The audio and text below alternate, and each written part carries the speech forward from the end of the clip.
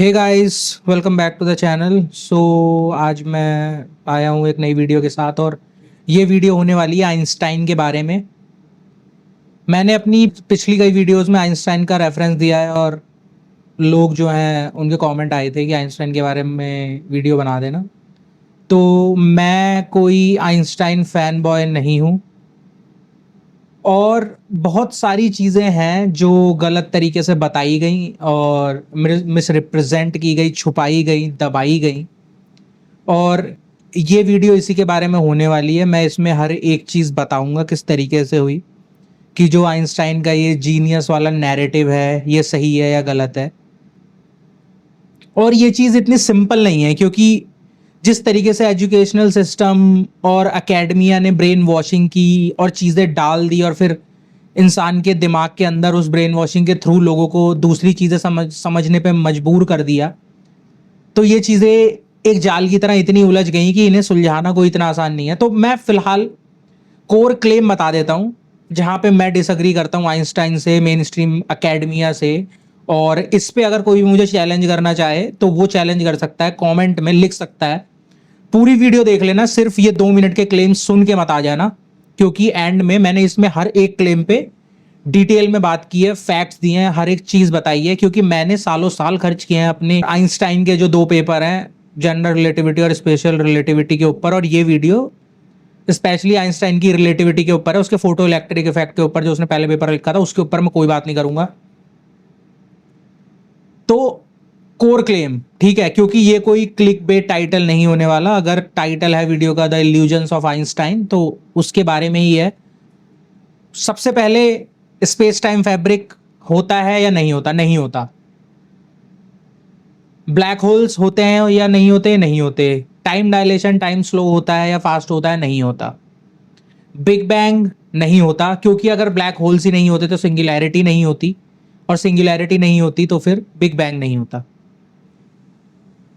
इसके आगे अब इन्फ्लेशन पे जाना शुरू कर दो, डार्क एनर्जी पे जाना शुरू कर दो, तुम वार्म होल्स पे जाना शुरू कर दो। तो मतलब अगर तुम बस एक चीज हटा दो ना, तुम सिर्फ एक चीज हटा दो कि जो थ्योरी है वो मैथमेटिकल है, तो पूरा हाउस ऑफ कार्ड जो है वो कोलैप्स हो जाता है। तो इसकी अब शुरुआत करते हैं। ये क्लेम्स हैं जिन जो एंड में आएंगे। मैं शुरू से लेकर चलता हूं, पूरी कहानी की तरह ही है जो मैंने स्क्रिप्ट लिखी है। और बेसिकली 3 से 4 स्क्रिप्ट लिखी, बड़ा सोचा। मेरे दिमाग में तो सब कुछ है, लेकिन उसे स्ट्रक्चर करना बहुत बड़ी बात थी।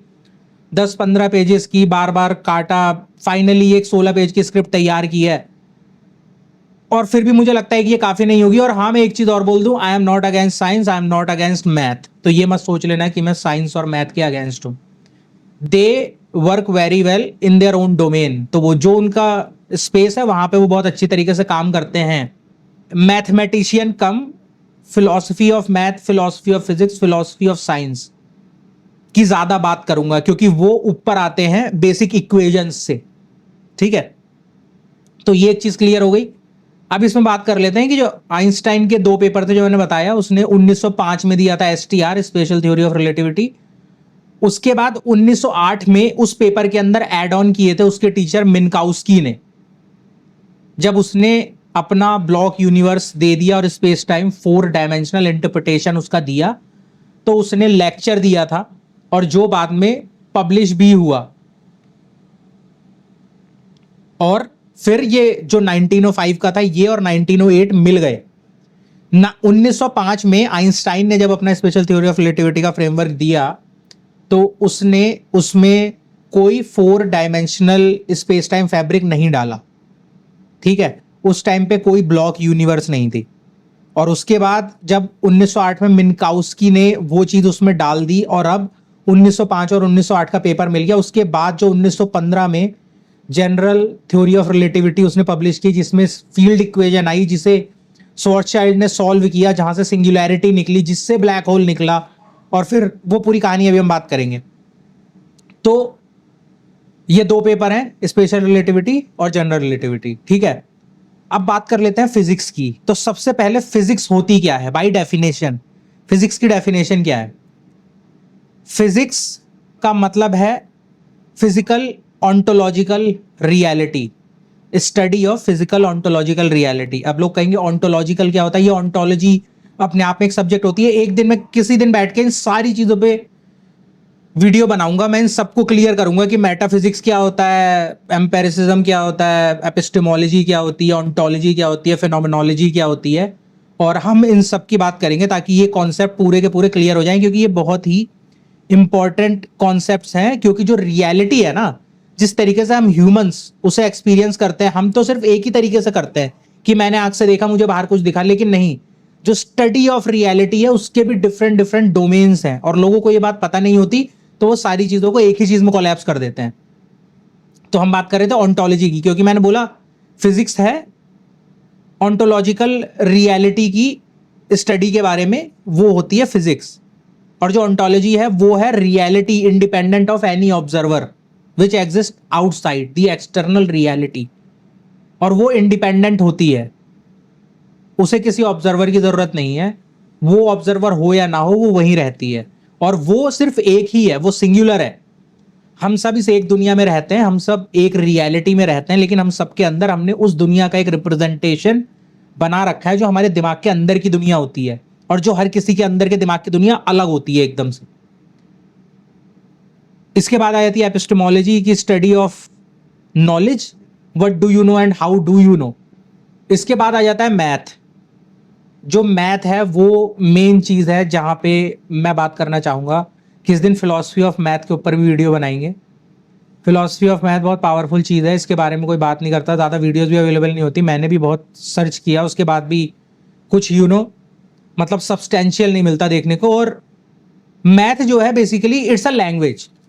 तो जैसे हमारे पास लैंग्वेज है Hindi, English, German, mandarin, Japanese, Chinese, जो भी लैंग्वेज है, ठीक है, वैसे ही मैथ एक लैंग्वेज है।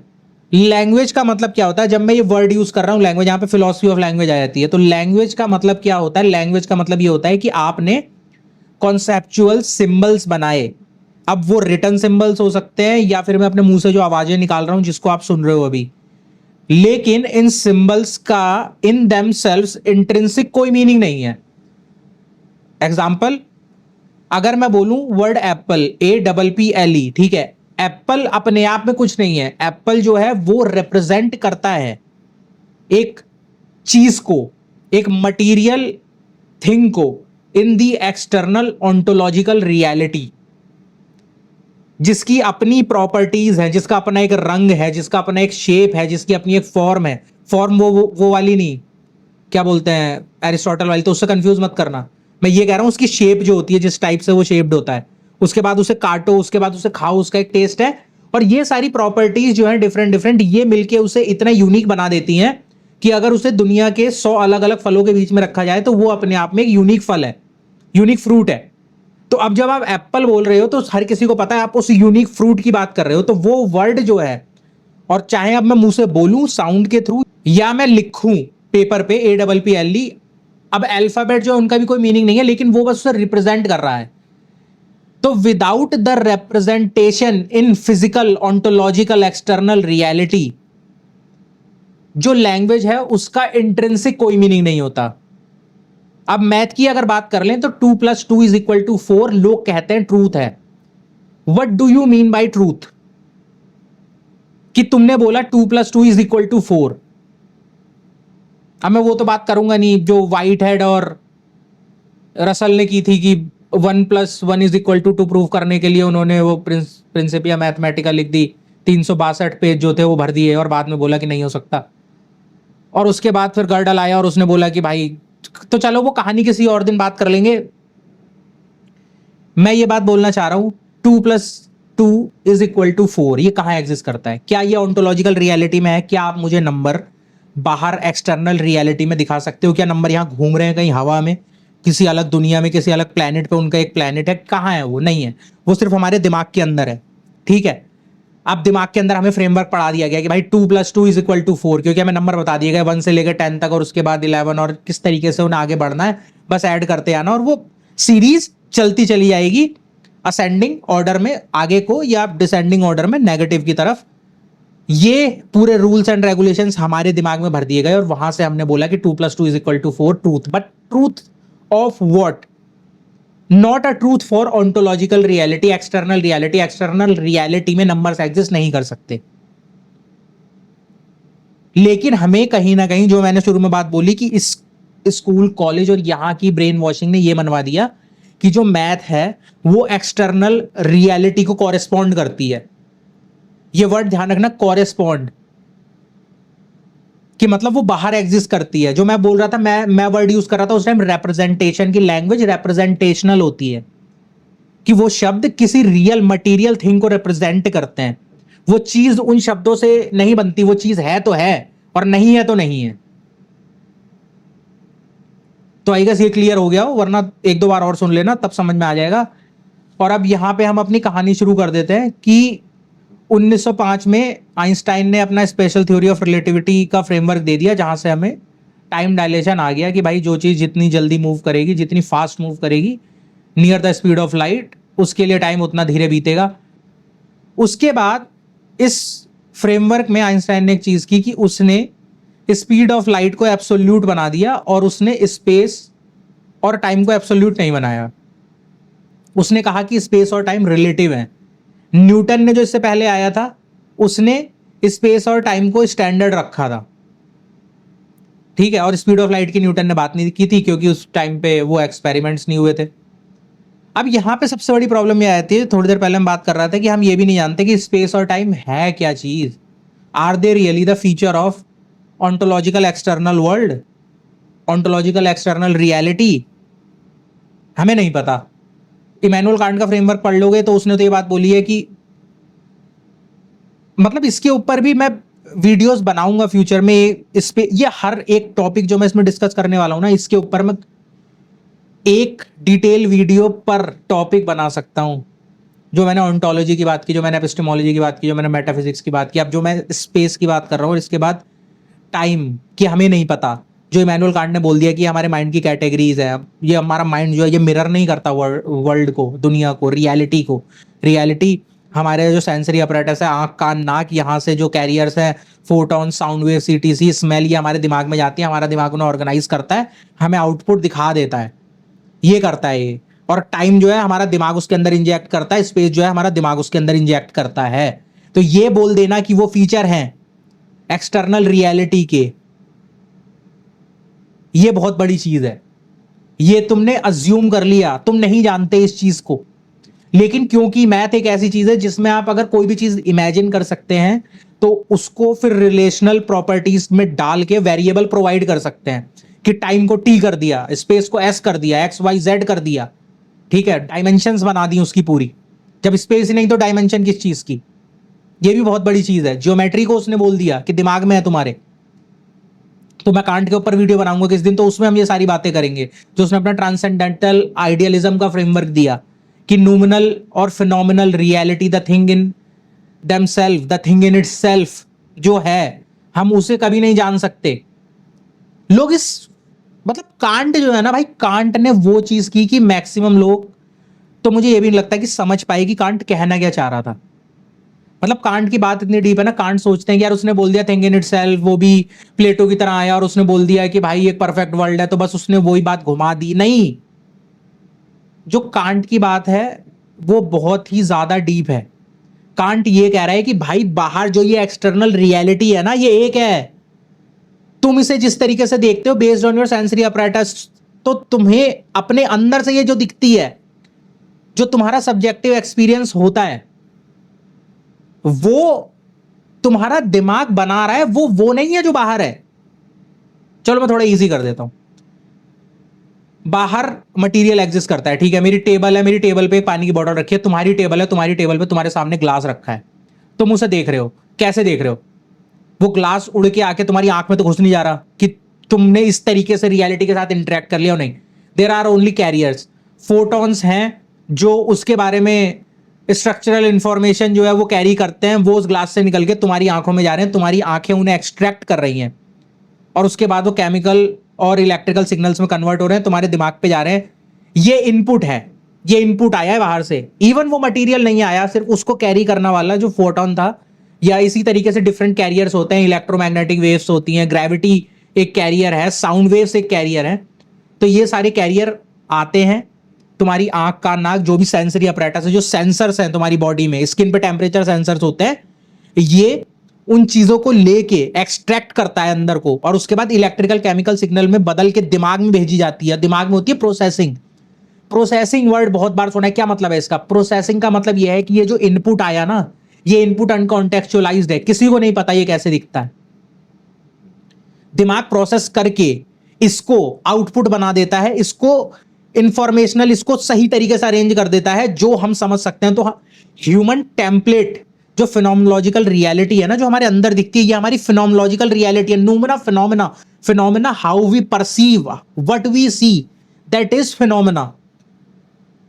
तो वो टेम्पलेट जो है वो हर सेंसरी अपरेटस और based on the biology of that entity और बीइंग वो डिफरेंट होती है। और फिर वो जो आउटपुट है, उस आउटपुट को हम एक्सपीरियंस करते हैं। कोई भी डायरेक्ट इनपुट को एक्सपीरियंस नहीं कर सकता, क्योंकि ये सिस्टम की ही लिमिटेशन है। कहीं पे भी तुम्हें पता होगा, अगर तुम इनपुट दे रहे हो तो you can not experience input, the only thing you know is through the output. ठीक है, तो यहां पे अब ये जो फिनोमिनोलॉजिकल रियलिटी है ना, वो ये बात बोल रहा है कि हम सब इस एक इंडिविजुअल ऑन्टोलॉजिकल नूमिनल एक्सटर्नल रियलिटी में रहते हैं। ये सिंगुलर है, एक ही प्लेनेट अर्थ है, लेकिन इस पे इतने सारे humans, other species, you know, dogs, cats, bats, birds, fish, deep sea creatures, octopus, insects, ना जाने कितने सारे जो सिस्टम्स हैं, इंटेलिजेंट सिस्टम्स। अब इंटेलिजेंट सिस्टम से मेरा मतलब है जिनके पास इतना सेंसरी अपरेटस है कि वो इनपुट, प्रोसेसिंग और आउटपुट परफॉर्म कर सकते हैं। तो जब बेस्ड ऑन देयर सेंसरी, अब एग्जांपल ले लो, थॉमस निगल ने बैठकर जो वो दिया है, what it is like to be a bat, किस दिन इस पे ही बात कर लेंगे।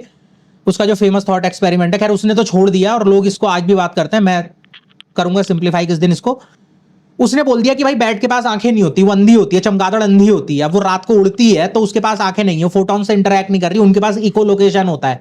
अब वो इको लोकेशन उन्होंने हमें बताया, हमने रिप्रेजेंटेशन बना के द डार्क नाइट और जो जब फर्स्ट बैटमैन है क्रिश्चियन बेल वाली, उसमें डाल दिया कि जब वो रात को उड़ रहा होता है तो एक्सरे की तरह बीम जा रहे होते हैं और उस बिल्डिंग के अंदर उसे पता चल जाता है कहां पे कहां है, और दीवार के पार देख ले रहा है। But is it like that? क्या वो इसी तरीके से? नहीं। हम कभी नहीं जान पाएंगे कि भाई उसका जब सेंसरी अपरेटस ही हमारी तरह नहीं है, उसकी आंखें नहीं है, फिर भी वो इस रियलिटी के साथ इंटरैक्ट कर रहा है, तो उसके दिमाग में उसे ये दुनिया कैसे दिखती है, हम कभी नहीं जान पाएंगे। हम सोच भी नहीं सकते। ये तो बहुत बड़ी चीज हो गई। तो चलो, ये जो दिमाग की बात होती है ना, मैं इसको बताता हूं। मैं तुमसे कह रहा था हम फिलॉसफी की बात करेंगे, तो मतलब हर फील्ड में तो इसे बोलते हैं फिलॉसफी ऑफ माइंड। तो इस फिलॉसफी ऑफ माइंड में एक बहुत बड़ी प्रॉब्लम होती है, फिलॉसफी ऑफ अदर माइंड्स। अब यहां से हम चले जाते हैं कॉन्शियसनेस में। मैंने इसीलिए बोला था कि ये आइंस्टाइन वाली चीज इतनी उलझा दी ना इन लोगों ने कि अगर मैं तुम्हें ये सारी चीजें नहीं बताऊं ना, तुम कभी समझ भी नहीं पाओगे। तुम्हें लग रहा होगा कि भाई यार ये आइंस्टाइन का इन सारी चीजों से क्या लेना देना है ना। तुम सबको यही लग रहा होगा कि आइंस्टाइन का क्या लेना देना। भाई हमें पता है कि उसने दे दिया formula is equal to MC square, उसने दे दी फील्ड इक्वेशन, उसने दे दिया कि delta T is equal to gamma delta T prime, और बस हमें तो फॉर्मूले भरने और पता चल जाता है। उससे निकल गई हमारी ट्विन पैराडॉक्स, उससे निकल गई बार्न पैराडॉक्स, उससे निकल गई एंड्रोमेडा पैराडॉक्स, और बस वहां से स्लाइस काट के हमें ये हो गया कि ये भाई ये जा रहे। नहीं, ये सारी गलत फहमियां हैं, ये सारी चीजें झूठ है। कोई भी पैराडॉक्स फॉर्म ही नहीं होती। ये साइंस बोलता है, मैं नहीं बोल रहा। ये साइंस बोलता है भाई, मैं नहीं बोल रहा कुछ भी। मैं तुम्हें बोलता रहा हूं, एंड में मैं तुम्हें फैक्ट दूंगा, जाके पूछ लेना किसी से भी। नहीं, ये बात कोई नहीं बताएगा तुम्हें जो मैं बताऊंगा। तो जहां पे अभी थे वहीं से बात करते हैं, philosophy of mind, sorry, problem of other minds. Problem of other minds में यह है कि जब बात करते हैं, डेविड चाल्मर का the problem of hard consciousness है, वो क्वालिया की बात करता है, किस दिन वो भी सुलझा देंगे, ठीक है। उसका आंसर लोग कहते हैं नहीं है, लेकिन क्वालिया का कॉन्शियसनेस से कुछ लेना देना नहीं है। तो जो लोग ये सोचते हैं, उसने नाम दे दिया था प्रॉब्लम ऑफ हार्ड कॉन्शियसनेस, और उसने मैरीज रूम एक्सपेरिमेंट बता दिया, और उसने कह दिया कि मैरी को क्या दिखता है एंड में, ठीक है। किसी को नहीं पता। अब लोग घुस जाते हैं, उसकी आंखों में उसकी कौन है, उसे फ्रीक्वेंसी पता है, उसे वेवलेंथ पता है, उसे, भाई उससे कुछ नहीं होता, उससे कुछ नहीं होता। लोग उसी में घूमे रहते हैं। अकेडमिया वाले इतना कॉम्प्लेक्स बनाते हैं, चीजों को घुमा देते हैं। मैं तुम्हें सिंपल वर्ड में इंटरप्रेट करता हूं। चलो, ये भी मैरीज रूम एक्सपेरिमेंट, जो उसमें बोला है कि मैरी जो है वो एक कमरे में रहती है, बहुत बड़ी आई सर्जन है, साइंटिस्ट है, सारी बुक्स हैं, सब कुछ उसने पढ़ लिया, उसे आंखों के बारे में, कोन्स के बारे में, रेटिना के बारे में, फ्रीक्वेंसी वेवलेंथ सबके बारे में पता है, तो उसे रेड कलर के बारे में पता है, लेकिन उसने कभी देखा नहीं। फिर वो एक बार अपने घर से बाहर आती है, बेसिकली उसके घर के अंदर सब कुछ ब्लैक एंड व्हाइट है, टीवी वीवी सब ब्लैक एंड व्हाइट है, बुक्स बुक्स है, उसने सब कुछ पढ़ लिया, दिमाग के अंदर सब है, अपने घर से फर्स्ट टाइम बाहर आती है और उसके बाद वो एक टमाटर या रोज देखती है रेड कलर का, तो क्या उसने कुछ नई इंफॉर्मेशन गेन की? ये है। अब नॉर्मल लोगों को नहीं समझ में आती, मैं तुम्हें इसे लेमन टर्म्स में बता के समझा देता हूं ताकि तुम समझ जाओ ये प्रॉब्लम क्या है। ये प्रॉब्लम ये है कि तुम एक टूर पे जाना चाहते हो, अब कहीं भी जाना चाहते हो, इटली जाना चाहते हो, रोम जाना चाहते हो, या जर्मनी जाना चाहते हो, बर्लिन या यूएसए, न्यूयॉर्क, कहाँ कहीं पे भी सड़कों पे तुम घूमना चाहते हो। तुमने फ्लाइट देख ली कि भाई तुम्हें लुफ्तांसा से जाना है या अरब अमाइरेट से जाना है, जिस भी फ्लाइट से तुम्हें जाना है, तुमने वो फ्लाइट देख ली, तुमने देख लिया कि भाई बिजनेस क्लास में जा रहा हूँ, उसके कैबिन इस तरीके से होते हैं, ये सब तुमने यूट्यूब पे सर्च कर लिया, फोटोज देख ली, वीडियोस देख ली कि भाई ये फ्लाइट है, उसके बाद मैं इस होटल में रुकूंगा, ये इस लोकेशन पे है, और उसके बाद न्यूयॉर्क में मैं यहाँ पे मैनहट्टन में ये मेरा होटल है और मैं इस होटल में यहाँ पे रुकूंगा, इस होटल के ऐसे कमरे हैं, पूरी वीडियो, और मैं उसके बाद इन लोकेशन पे जाऊंगा, फलाना ढिमकाना, वो सारी वीडियोस तुमने देख ली, तुमने एग्जैक्टली तुम्हें सब कुछ पता है, तुमने टीवी पे सब देख लिया, तुमने फोटोज देख ली, तुमने सब पढ़ लिया, तुम्हें एग्जैक्टली पता है कहां से कितना किराया लगता है, मुझे कौन सी कैब पकड़नी है, क्या क्या करना है। लेकिन इसके बाद क्या तुम जब उस जगह पे रियल में जाओगे तो तुम्हें कुछ नया फील होगा? ये है, ठीक है, जो उसका मैरिज रूम एक्सपेरिमेंट है इन अ नटशेल, ये है कि तुम जब किसी चीज के बारे में सोचते हो और रियल में वो चीज करते हो तो क्या उन दोनों चीजों में कोई फर्क होता है? ये है, जब तुम रियल में करते हो तो क्या तुम्हें कुछ नया पता चलता है, क्या तुम्हें कुछ नया फील होता है? ये है, ठीक है। तो किस दिन इसको बैठ कर सॉल्व करेंगे, मैं तुम्हें बिल्कुल सॉल्व करवाऊंगा इसको, लेकिन वही है कि समझो यार, फिलॉसफी भाई कोई नहीं समझने बैठा यहाँ पे, बस रिपीट करते रहो भाई, किताब में इसने ये लिख दिया, उसने वो लिख दिया, बस आके हर कोई एक से एक बॉम्बार्ड करता रहता है भाई, तुम्हें समझो बैठ के। एक किताब में 4 लाइनों को पढ़ने का मतलब ये नहीं होता तुम समझ गए फिलॉसफी का मीनिंग, भाई नहीं बताएगा कोई, मैं बता रहा हूँ फिलॉसफी का मीनिंग ही अंडरस्टैंडिंग आती है समझ से, खुद प्रैक्टिकल रीजन से। ये जो मैं बातें बता रहा हूँ ना, मैं तुम्हें सिंथेसिस बता रहा हूँ, मैं तुम्हें थीसिस नहीं बता रहा, ना मैं तुम्हें एंटीथीसिस बता रहा, ना मैं तुम्हें ये बता रहा कि इसने ये कहा मैं ये कहता हूं और इसका मतलब ये होता है, नहीं, मैं तुम्हें सीधे सिंथेसिस बता रहा हूं जो मेरा है, जो इतना सब कुछ पढ़ने के बाद, जानने के बाद, सुनने के बाद, समझने के बाद, हर एक को सुन लिया, ब्रायन कॉक्स, ब्रायन ग्रीन, नील देग्रास टाइसन, मिचियो काकू, भाई एक से एक, आर्थर पेनरोज, तुम नाम ले लो, तुम वर्ल्ड साइंस फेयर का नाम ले लो भाई, हजारों वीडियोस देख डाली, रिसर्च पेपर पढ़ डाले, आर्काइव पे तो पब्लिश भी नहीं कर सकता आम इंसान, उसके लिए रिकमेंडेशन चाहिए, स्पॉन्सरशिप चाहिए, लोग सोचते हैं कि पब्लिश कर दोगे तुम ऐसे ही। तो आई गेस मैं ज्यादा घूम गया, हम बात कर रहे थे प्रॉब्लम ऑफ अदर माइंड्स की, तो बस उस पर बात कर लेते हैं और उसके बाद हम यहाँ पे आ जाते हैं। प्रॉब्लम ऑफ अदर माइंड्स में ये है कि जो कॉन्शियसनेस की बात होती है वो किसी को नहीं पता, तो कितनी ही डिबेट एग्जिस्ट क्यों ना करे कॉन्शियसनेस के ऊपर, हार्ड प्रॉब्लम ऑफ कॉन्शियसनेस जाके सुन लेना, और जो भी है डेविड चाल्मर को सुन लो या किसी और को सुन लो, थॉमस नेगल को सुन लो या व्हाटएवर। मैं ये बात बोलना चाह रहा हूँ, कोई एक प्रॉपर डेफिनेशन नहीं है, तुम 3 घंटे की फिलॉसफी के चैनल पे किसी पे आप कॉन्शियसनेस पे डिबेट देख लोगे, लेकिन डिबेट हो किस चीज पे रही है, शुरू में बैठ के कोई कंटेंट्स डिफाइन नहीं करता, कोई ये नहीं बताता कि फिलॉसफी की डेफिनेशन ये है, ये पूरी फाउंडेशन है जिसके ऊपर हम दोनों खड़े हैं, ताकि हमें पता हो हम किस चीज के बारे में बात कर रहे हैं। अदरवाइज ये कुछ बोलता है तो इसके दिमाग में कोई और कॉन्टेक्स्ट है, और जब ये कुछ बोलता है तो इसके दिमाग में कोई और कॉन्टेक्स्ट है, और एक दूसरे के आर पार निकलते चले जाते हैं, और भाई वो चीज होती चली जाएगी और एंड में किसी को कुछ समझ में नहीं आएगा। तो डेफिनेशन नहीं है कॉन्शियसनेस की, किसी को नहीं पता क्या होती है, डेफिनेशन तो ग्रेविटी की भी नहीं है भाई, हम बस इन्फर करते हैं, ये जो वर्ड मैंने बोला इन्फर करते हैं, यही है जो मैं भी बताने वाला हूं तब से। इसीलिए मैंने बोला कि ग्रेविटी को समझने के लिए तुम्हें पहले इस वर्ड इन्फर को समझना पड़ेगा, ठीक है, इसीलिए मैं ये लेके आया हूं प्रॉब्लम ऑफ अदर माइंड्स। तो प्रॉब्लम ऑफ अदर माइंड्स में जो कॉन्शियसनेस है उसका जो मेन कॉन्टेक्स्ट है किसी भी इंसान के लिए, वो अगर तुम किसी इंसान को पॉइंट ब्लैंक पूछ लोगे तो वो कंफ्यूज जाएगा, वो बताएगा कि मैं फील करता हूं इमोशन फील, ये नहीं होता। जो मेन कॉन्टेक्स्ट है जिस पे हर कोई अग्री करता है, जाने अनजाने, अनकॉन्शियसली कॉन्शियसली, वो है सब्जेक्टिव एक्सपीरियंस, इनर एक्सपीरियंस। तो मैं अपना इनर एक्सपीरियंस देख सकता हूं, मुझे पता है मुझे दुनिया कैसी दिख रही है, मुझे पता है मुझे अभी क्या फील हो रहा है, मुझे पता है जब मैं डाउन होता हूं तो मैं किस तरीके से होता हूं, मुझे पता है जब मैं हाई होता हूं तो मैं किस तरीके से होता हूं, ठीक है, मुझे पता है कि मुझे किसी चीज को देख के कब अच्छा लगता है कब बुरा लगता है, वो होता है इनर सब्जेक्टिव एक्सपीरियंस, ठीक है, वो नॉन फिजिकल है। हमारे दिमाग में एमआरआई के थ्रू तुम दिमाग देख सकते हो, मैटर देख सकते हो, पूरा अखरोट की शेप वाला, न्यूरॉन्स फायर होते हुए देख सकते हो, सब कुछ देख सकते हो, कोई हिस्सा डैमेज हो गया तो एमआरआई मशीन में डाल के वो भी पता चल जाएगा, लेकिन ये जो सब्जेक्टिव एक्सपीरियंस है इसको टच नहीं किया जा सकता। ये फिजिकलिज्म नॉन फिजिकलिज्म वाली बात आती है, मटेरियलिस्ट आते हैं, ये अलग फिलॉसफी है, किस दिन इस पे बात करेंगे। सारी दुनिया घुमाऊंगा तुम्हें, ठीक है, एक तरफ से बैठ के बनाने दो, सालों साल लगेंगे, लेकिन मैं तुम्हें सारी दुनिया घुमाऊंगा, सारी चीजें खोल के रखूंगा। फिलॉसफी सबसे ऊपर बैठती है, फिलॉसफी डिमांड करती है अंडरस्टैंडिंग को, ठीक है। तो जब सब्जेक्टिव एक्सपीरियंस की बात आ गई ना, तो इस सब्जेक्टिव एक्सपीरियंस के होने को हम बोलते हैं कॉन्शियसनेस, और इसे होने को हम बोलते हैं अलाइव। अब यहां से गौर से सुनना, क्योंकि ये सब कुछ जो बोला वो सिर्फ अब जो मैं बोलने वाला हूं इसके लिए है। जब हम दूसरे ह्यूमन बीइंग को एनकाउंटर करते हैं, तो हम कभी डायरेक्टली उसका सब्जेक्टिव एक्सपीरियंस एक्सेस नहीं कर सकते, हम कभी डायरेक्टली उसका सब्जेक्टिव एक्सपीरियंस नहीं देख सकते। जैसे मैं मेरा देख रहा हूं, जैसे मैं मेरा इनर एक्सपीरियंस इस बॉडी का जो है वो एक्सपीरियंस कर रहा हूं, मैं किसी दूसरे की बॉडी का वो किस तरीके से कर रहा है, डायरेक्ट एक्सेस नहीं है मेरा कभी। तो मैं उसे इन्फर करूंगा, मैं अंदाजा लगाता हूं इस चीज का उसकी बॉडी को देख के कि ये भी एक ह्यूमनॉइड शेप में है, इसके भी लिम्स हैं, 2 हाथ 2 पैर, एक सर है, बाल हैं, आंखें हैं, नाक है, कान है, ये मुझ जैसा दिखता है, ये जब वो मुंह चलाता है तो आवाज आती है, ये कानों से सुनता है, मैं इसको कुछ बोलता हूं तो इसके कानों में आवाज जाती है, इसका दिमाग सोचता है, इसकी आंखें इधर उधर घूमती हैं जब मैं इसे कुछ दिखाता हूं, और उसके बाद अपने मुंह से कुछ बोलता है जिसका मैं सेंस बना पाता हूं। तो यानी कि ये बिल्कुल मेरी तरह रिएक्ट करता है। तो इसके दिमाग के अंदर भी वही चीज है जो मेरे दिमाग के अंदर है, और जो मुझे फील हो रहा है वही इसके अंदर भी है। ये है इन्फरेंस। यहां पे हमने इन्फर किया, हमें पता नहीं वो है या नहीं है, हमें नहीं पता उसके दिमाग के अंदर कोई सब्जेक्टिव एक्सपीरियंस है या नहीं है, कोई नहीं जान सकता, ये प्रूव नहीं हो सकता, फिलहाल अभी तो नहीं हो सकता।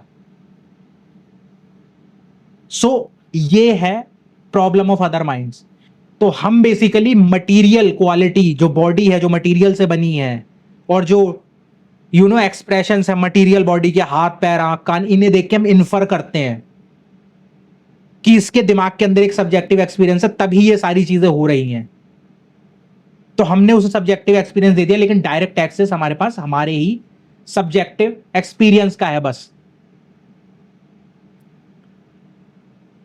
सो ग्रेविटी के साथ भी यही चीज है कि हम कभी ग्रेविटी को नहीं देखते, हम सिर्फ ग्रेविटी को इन्फर करते हैं उसके इफेक्ट से, कि भाई बॉल गिरी नीचे, कुछ किसी ने ऊपर कुछ छोड़ा तो वो नीचे आता है, जो प्लैनेट्स हैं वो ऑर्बिट करते हैं, सैटेलाइट जो है वो ऑर्बिट करती है। तो हमने ये इफेक्ट्स देखे और हमने इससे इन्फर किया कि मतलब कोई चीज है जो ये इस इफेक्ट को पैदा कर रही है, जबकि हमने कभी डायरेक्ट उसे नहीं देखा। इसीलिए न्यूटन ने भी बोल दिया कि भाई ग्रेविटी क्या है मुझे नहीं पता, देखो मैं फॉर्मूला बता रहा हूं, कैलकुलेट हम कर सकते हैं, और उसके बाद नासा आज न्यूटन का फ्रेमवर्क पूरा यूज करता है। आइंस्टाइन ने बोल दिया स्पेस टाइम फैब्रिक ये हुआ है और ग्रेविटी है, लेकिन ग्रेविटी को डेफिनेशन उसने भी नहीं दी, उसने बोला भाई ग्रेविटी की डेफिनेशन मत पूछो।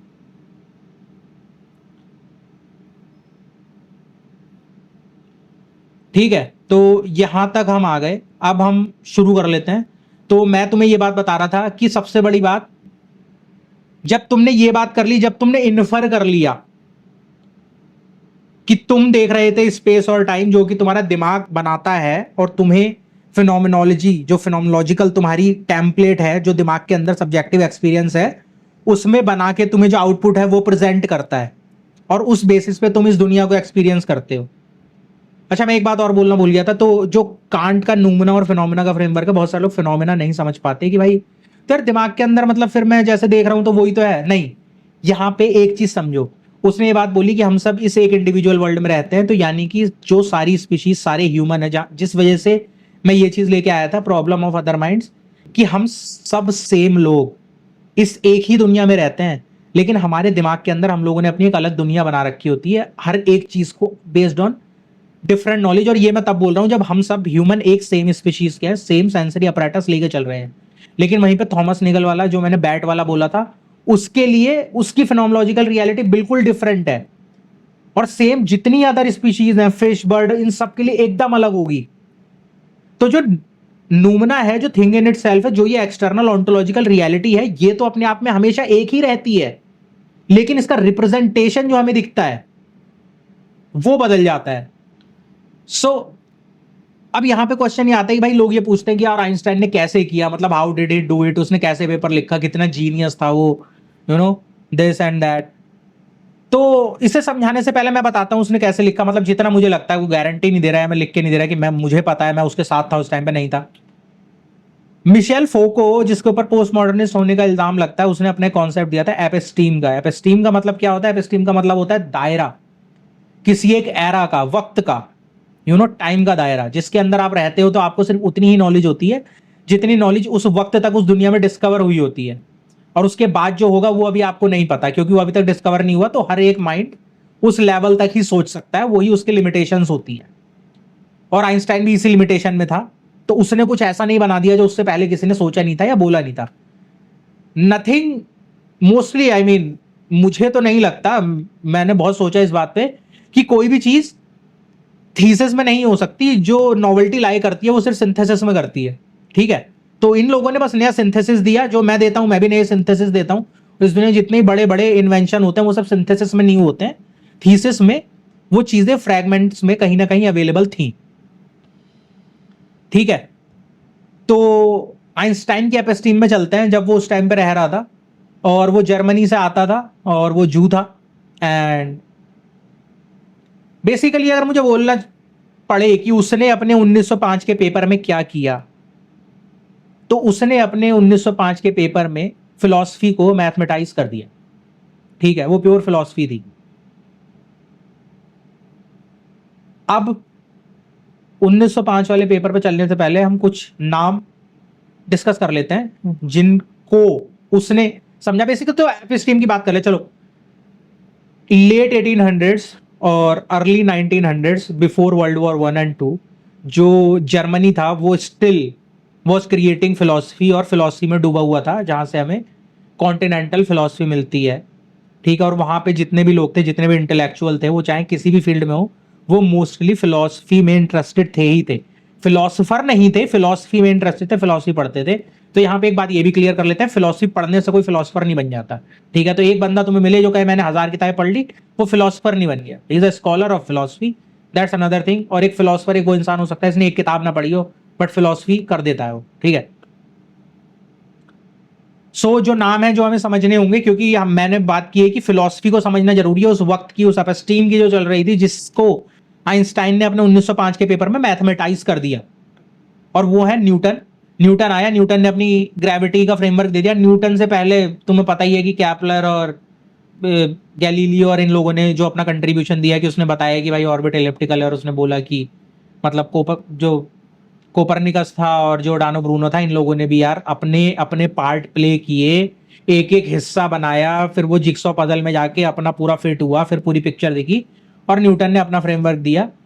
लेकिन जब न्यूटन ने बोल दिया तो न्यूटन को भाई क्रिटिक कर दिया बहुत लोगों ने। सबसे बड़ा बंदा था ह्यूम। ह्यूम ने आके बोल दिया, उसने उसे चैलेंज कर दिया, उसने उसके इंडक्शन लॉजिक को चैलेंज कर दिया। उसने बोला कि भाई तुम इन्फर कर रहे हो, इंडक्शन लॉजिक में वही चीज मैं बोल रहा था कि तुम्हें लग रहा है कि यहाँ पे ये चीज हो रही है, तो भाई वहां पे वही चीज हो रही होगी जहां पे तुम देख भी नहीं सकते, ठीक है। और उसने कॉजालिटी को चैलेंज कर दिया। उसने ये बात बोल दिया कि तुम तो बस दो चीजें होते हुए देखते हो एक के बाद एक, और तुम कभी ये नहीं देखते कि जो दूसरी चीज थी उसे पहली ने ही, मतलब कॉजल इफेक्ट तुम नहीं देखते। बॉडी के अंदर कोई सेंसरी अपरेटस ही नहीं है, कोई सेंसर ही नहीं है कॉजैलिटी को देखने के लिए, तो तुम बस अज्यूम करते हो कि तुम्हारा दिमाग तुम्हें इस तरीके से दिखाता है। तो ह्यूम ने कॉजैलिटी को चैलेंज कर दिया, और ह्यूम ने यह बात बोल दी कि देखो भाई, तुम अपने सेंसरी अपरेटस से भरोसा नहीं कर सकते। अब कहीं ना कहीं यार ह्यूम ना, अब अपनी बात बताऊं तो मुझे तो डेकार्ट से इंस्पायर लगता है। डेकार्ट ने जब माइंड बॉडी ड्यूअलिटी क्रिएट कर दिया और उसने बोला कि दिमाग जो है मेरा, जब उसने कार्टेशियन 0 0 शुरू किया कि मैं सब भूल गया, चलो ये कोई इवल डीमन है जो मुझे दिखा रहा है, मैं कैसा भरोसा कर लूं। तो मतलब उसने ये बात बोल दी कि भाई सेंसर और सेंसेस को अलग करो, इन पर तो भरोसा ही नहीं किया जा सकता। तो तुम जीनो ने भी दिखा दिया था प्री सोक्रेटिक में कि भाई तुम सेंसर्स पे कैसे भरोसा कर रहे हो, तुम्हें रीजन भी तो चाहिए, तुम सेंसर्स पे कर ही नहीं सकते। तो भाई कहीं ना कहीं हमने ये बात बोल दी कि तुम जो ये साइंस बनाई है, तुमने तुमने जो फ्रेमवर्क बनाया है, ये तुमने मोस्टली ऑब्जर्वेशन के ऊपर बनाया है, ये एम्पेरिसिज्म है। भाई था तो न्यूटन कहाँ का, इंग्लैंड का ही तो था। तो यूके वाले तो आज भी उसी में एम्पेरिसिज्म में लगे हुए हैं ना, ये तो एम्पेरिकल फिलोसफी की बात करते हैं। तो उसने ये बात बोल दी कि भाई सेंसस पे तो भरोसा हो ही नहीं सकता, और अगर सेंसस पे भरोसे की बात है तो एक दिन ऐसा होगा कि चीज एक साथ होगी भी और नहीं भी होगी, ठीक है। और यहां पे उसने जो था रिलेटिविटी को डाल दिया कि चीज होगी भी और नहीं होगी, और इससे बाद में न्यूटन के साथ ही लाइबनिज था, लाइबनिज और न्यूटन के बीच में फड्डा था, और लाइबनिज ने इसका फ्रेमवर्क पढ़ा और इसको बोल दिया कि नहीं भाई, तुम ये कैसे कह सकते हो कि चीजें स्टैंडर्डाइज हैं, और तुमने स्टैंडर्डाइज कर दिया चीजों को, ऐसा नहीं होता, और चीजें रिलेटिव होती हैं। अब मैं ये चीज तुम्हें सब इसलिए बता रहा हूँ, ये सब चीजें उस टाइम पे हो रही थी आइंस्टाइन से पहले, उसने सबको पढ़ा था। आइंस्टाइन के बारे में जाके एक बहुत बड़ा फैक्ट बता दूं, पढ़ लेना। आइंस्टाइन फिलॉसफी में था, ठीक है। अभी और बताता हूँ, 1 मिनट उससे पहले रुक जाओ, ये बात कर ले। तो भाई लाइबनिज के जाने के बाद कांट जो है, कांट पिक्चर में एंटर होता है, और कांट ह्यूम की बात सुन के बोलता है कि he woke me up from my dogmatic slumber. और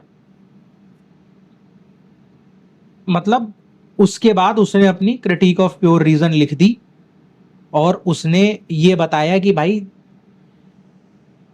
तुम नूमेना को एक्सेस नहीं कर सकते, थिंग इन इटसेल्फ तुम नहीं जान सकते, लिमिटेशन है। तुम साइंस करनी है करो, मैं मना नहीं कर रहा, करते रहो, वो अपनी जगह मैथ करनी है करो, करते रहो, ठीक है, तुम करते रहो, लेकिन ये मत बोलो कि तुम जो कर रहे हो वो कॉरेस्पॉन्ड करता है underlying thing in itself, reality को।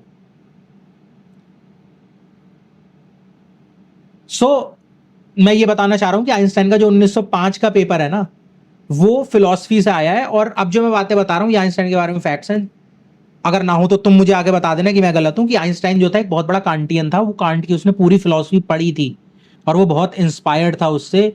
और आइंस्टाइन ने ये तक बोला था कि वो स्पिनोजा का फैन था, और जब उसे पूछा गया था कि do you believe in God, तो उसने बात बोली थी, I believe in the God of Spinoza. और उसके बाद आइंस्टाइन की फेवरेट नॉवल जो रखी रहती थी उसकी टेबल पे, मोस्टली ये भी लोगों ने बहुत बार बोला, और शायद उसी ने बोला था, और मैंने भी बहुत सारे इंटरव्यूज में सुना है, वो थी फ्योदोर दोस्तोयेव्स्की की द ब्रदर्स करामाजोव। वो उसकी फेवरेट नॉवल थी। तो भाई इतनी सारी चीजें जो मैं बता रहा हूं ना, वो बंदा फिलॉसफी को पढ़ता था, वो बंदा एविड रीडर था। तो अब जब कांट ने अपना फ्रेमवर्क दे दिया नूमना एंड फिनोमेना का, तो हमें मिल गई फिनोमेनोलॉजी। फिनोमेनोलॉजी बेसिकली कांट के बाद ये मॉरली पॉन्टी और हसल वसल इन लोगों ने आके बना दिया। बट वो एक अलग चीज है यार, वो तो बहुत ही कॉम्प्लेक्स चीज है, उसको तो मैं तुम्हें बोलूंगा भी नहीं कि तुम पढ़ना। मैं जिस दिन फिनोमेनोलॉजी पे वीडियो बनाऊंगा उस दिन तुम्हें समझा दूंगा क्या होती है नॉर्मल वर्ल्ड में, ताकि तुम अपने दिमाग में लेके चल सको और तुम समझ जाओ उस चीज को रियल में क्या होती है, रेदर देन वो अकेडमिया वाली की लिखना शब्दों में और वो सब नहीं। वो बहुत ही कॉम्प्लेक्स चीज है। मतलब पढ़नी हो तो पढ़ लेना, उसके लिए मैं तुम्हें रोक भी नहीं रहा यार, मैं किसी को गलत नहीं बोल रहा भाई। उन लोगों ने अपने जॉनरा में लिखी है, अगर मुझे सही नहीं लगी तो इसका मतलब ये थोड़ी चीज सही नहीं है, जो भी है। तो तुम अगर अपना मूड बनाना हो तो बना लेना। और इसके बाद मैं ये बात बोलना चाह रहा हूं कि उस टाइम तक जो मैथ थी ना, वो एक रिप्रेजेंटेशनल लैंग्वेज ही थी। इसलिए अगर तुम देखोगे तो एक्स वाई जेड अलग होते थे, X prime Y prime Z prime अलग होते थे। कि जो रियल टाइम है, जो एक्सटर्नल टाइम है वो, और उसके बाद उसके रिलेटिव जो दूसरा टाइम है वो, इस तरीके से कैलकुलेट होते थे। कोई एक ऑन्टोलॉजिकल टाइम जो था वो मार्क नहीं था उसमें, ठीक है। तो तुम जाके देख लेना, इवन आइंस्टाइन का जो 1905 का पेपर है उसमें भी उसने delta T prime, delta L prime, ये सब यूज करे हुए हैं। तो ये डिफरेंशिएशन था कि किसके रिलेटिव क्या हो रहा है, जबकि हमें पता है कि रियलिटी में जो हो रहा है वो तो होता ही है, वो तो इंडिपेंडेंट है। लेकिन इस ऑन्टोलॉजी की बात नहीं करता फिजिक्स। तो अब यहां पे हम आ जाते हैं लाइट। आइंस्टाइन ने लाइट को चूज कर लिया, उसने लाइट को बना दिया स्टैंडर्ड, उसने उसे फिक्स कर दिया स्पीड ऑफ लाइट को, और उसने स्पेस और टाइम को रिलेटिव बना दिया, और इसको बहुत बड़ी बात मानते हैं। तो यहाँ पे सबसे बड़ी बात आती है कि लाइट व्हाट इज इट, क्या हमें पता लाइट क्या होती है? नहीं पता। लोग कह देंगे अरे मैक्सवेल ने तो बता दिया इलेक्ट्रोमैग्नेटिक वो है, और उसने अपना वो दे दिया फ्रेमवर्क म्यू E0 M0। अब मैं क्या बोलूं इस पे यार, इलेक्ट्रोमैग्नेटिक वेव उसने बोला, ठीक है, उसने बोल दिया इलेक्ट्रोमैग्नेटिक वेव होती है, और ये है ना, ये ऐसे चलते हैं वो परपेंडिकुलर एक दूसरे के, तो इस तरीके से वो चलती है। बट रियल में क्या होती है? लाइट होती है अंडरस्टैंडिंग भाई, इंफॉर्मेशन कैरी करती है ना। तुम देखते कैसे हो? तुम लाइट से देखते हो। इस यूनिवर्स में कोई भी लाइट ऐसी नहीं है जो अपने साथ अपने अंदर इंफॉर्मेशन कैरी नहीं कर रही, डेटा कैरी नहीं कर रही, जिसे तुम अपनी आंख से ऑब्जर्व करने के बाद तुम कुछ ना देखो। तुम लाइट से देखते हो, ये बात करता है कोई? नहीं। चलो ये बात अभी तो मैं भी नहीं कर रहा। इसके बाद जो मैंने बोला, मैक्सवेल ने आगे बना दिया, इलेक्ट्रोमैग्नेटिक वेव बन गई लाइट। उसके बाद ईथर का एक कॉन्सेप्ट हुआ करता था कि भाई ईथर है, इस स्पेस की जगह ईथर मानते थे कि लाइट जो है ट्रैवल कैसे करती है, इसे ट्रैवल करने के लिए कोई मीडियम तो चाहिए होगा, तो पूरी यूनिवर्स में एक मीडियम है और वो है ईथर। क्या बोलते थे, लूमिनस ईथर और समथिंग लाइक दैट। और उस टाइम पे एक था तुम्हारा बंदा हेनरिक्स लॉरेंस, जिसके नाम पे गामा है, जो यूज होता है आइंस्टाइन के 1905 के पेपर में। Gamma is equal to 1/√1 minus V square upon C square formula है। उस बंदे ने ये बात बोली कि भाई वो ईथर का सपोर्टर था, उसने बोला ईथर एग्जिस्ट करता है। तो मिकलसन मोरले का जो एक्सपेरिमेंट है ना, वो हेनरिक्स लॉरेंस के क्लेम को गलत साबित करने के लिए किया था इन्होंने एक रॉड लगाई और उन्होंने कहा ये रॉड जो है, ये रॉड शॉर्ट होनी चाहिए, भले ही थोड़ी सी शॉर्ट हो जाए, you know, in the other direction of the earth's rotation. So वो लेंथ जो है, वो लेंथ कम नहीं हुई उसकी, और वो लेंथ कम ना होने से इन्हें वो तो गलत साबित हो गया। मिकलसन मोरले नल रिजल्ट जो था इनके हाथ आ गया कि भाई ईथर एग्जिस्ट नहीं करता। और उसके बाद इन्होंने स्पीड ऑफ लाइट को 300,000 किलोमीटर पर सेकेंड अप्रोक्सीमेटली, मुझे पता है 299 समथिंग है, तो वो मत बताना, मुझे पता है अप्रोक्सीमेटली 3 लाख किलोमीटर पर सेकेंड ये स्पीड ऑफ लाइट इन्होंने बता दी। लेकिन क्या ये रियल में है स्पीड ऑफ लाइट या नहीं, ये मेरा क्वेश्चन है। नहीं पता, किसी को नहीं पता स्पीड ऑफ लाइट क्या है। स्पीड ऑफ लाइट हमेशा 2 वे में नापी जाती है, इधर से इधर गई, इधर से इधर गई, हमने पूरा लिया, डिवाइड बाय 2 कर दिया। नहीं पता, वो वेराटीसियम है ना, एक चैनल फेमस, उसने बना भी रखी है उसके ऊपर वीडियो, जाके देख लेना। वो बोलता है कि मून पे से लाइट इतने टाइम में जाके वापस आई, मान लो अगर 2 सेकंड में आई, तो हम सोचते हैं कि 1 सेकंड यहाँ से जाने में लगा और 1 सेकंड आने में लगा, लेकिन ऐसे भी हो सकता है कि यहाँ से जाने में वो तुरंत ही पहुंच गई और वहां से आने में उसे 2 सेकंड लगे। तो किसी को नहीं पता, one sided speed of light किसी को नहीं पता। और जो कि मैं बात बोल रहा हूँ ये क्यों मैटर करती है, क्योंकि अगर लाइट इंफॉर्मेशन कैरी कर रही है, तो यहां से जब लाइट निकली और इस पॉइंट तक पहुंची, तब उसके अंदर अलग इंफॉर्मेशन थी, और अब जब यहां से और यहां आई तो अब उसके अंदर अलग इंफॉर्मेशन है, तो वो सेम चीज है ही नहीं। लेकिन हमने मेजर नहीं की, still it doesn't matter, 3 lakh kilometre पर सेकेंड बना दिया। ये क्या था, क्यों क्यों किया, क्यों उसने जो लाइट थी उसको इतनी तवज्जो दी, क्यों उसने लाइट को फिक्स कर दिया? क्योंकि उसे चाहिए था ब्रिज। उसने पढ़ा था कांट को, जो मैं बता रहा हूं, नूमना और फिनोमेना। इस बात को गौर से सुनना, the thing in itself, external reality, the phenomena, the inside mind, the subjective experience, the inner experience, इन दोनों चीजों को कौन सी चीज कनेक्ट करती है? जो मैंने बोला कि बोतल जो है, वो बोतल टेबल पे ही रहती है, ग्लास टेबल पे ही रहता है, वो उड़ के आके तुम्हारी आंख के अंदर नहीं घुस जाता कि तुम्हारे दिमाग को उसे देखने के लिए इस चीज का होना जरूरी है, नहीं। वो लाइट जो है, फोटॉन्स उस ग्लास से आके तुम्हारी आंख में चले जाते हैं, और ये फोटॉन्स जो है, ये वो ब्रिज है, ये लाइट जो है, ये वो ब्रिज है जिसके थ्रू उसने नूमना और फिनोमेना को कनेक्ट कर दिया। इसीलिए मैंने बोला था, अगर तुम्हें समझ में आया हो कि मैंने क्यों बोला कि उसने फिलॉसफी को मैथमेटाइज कर दिया।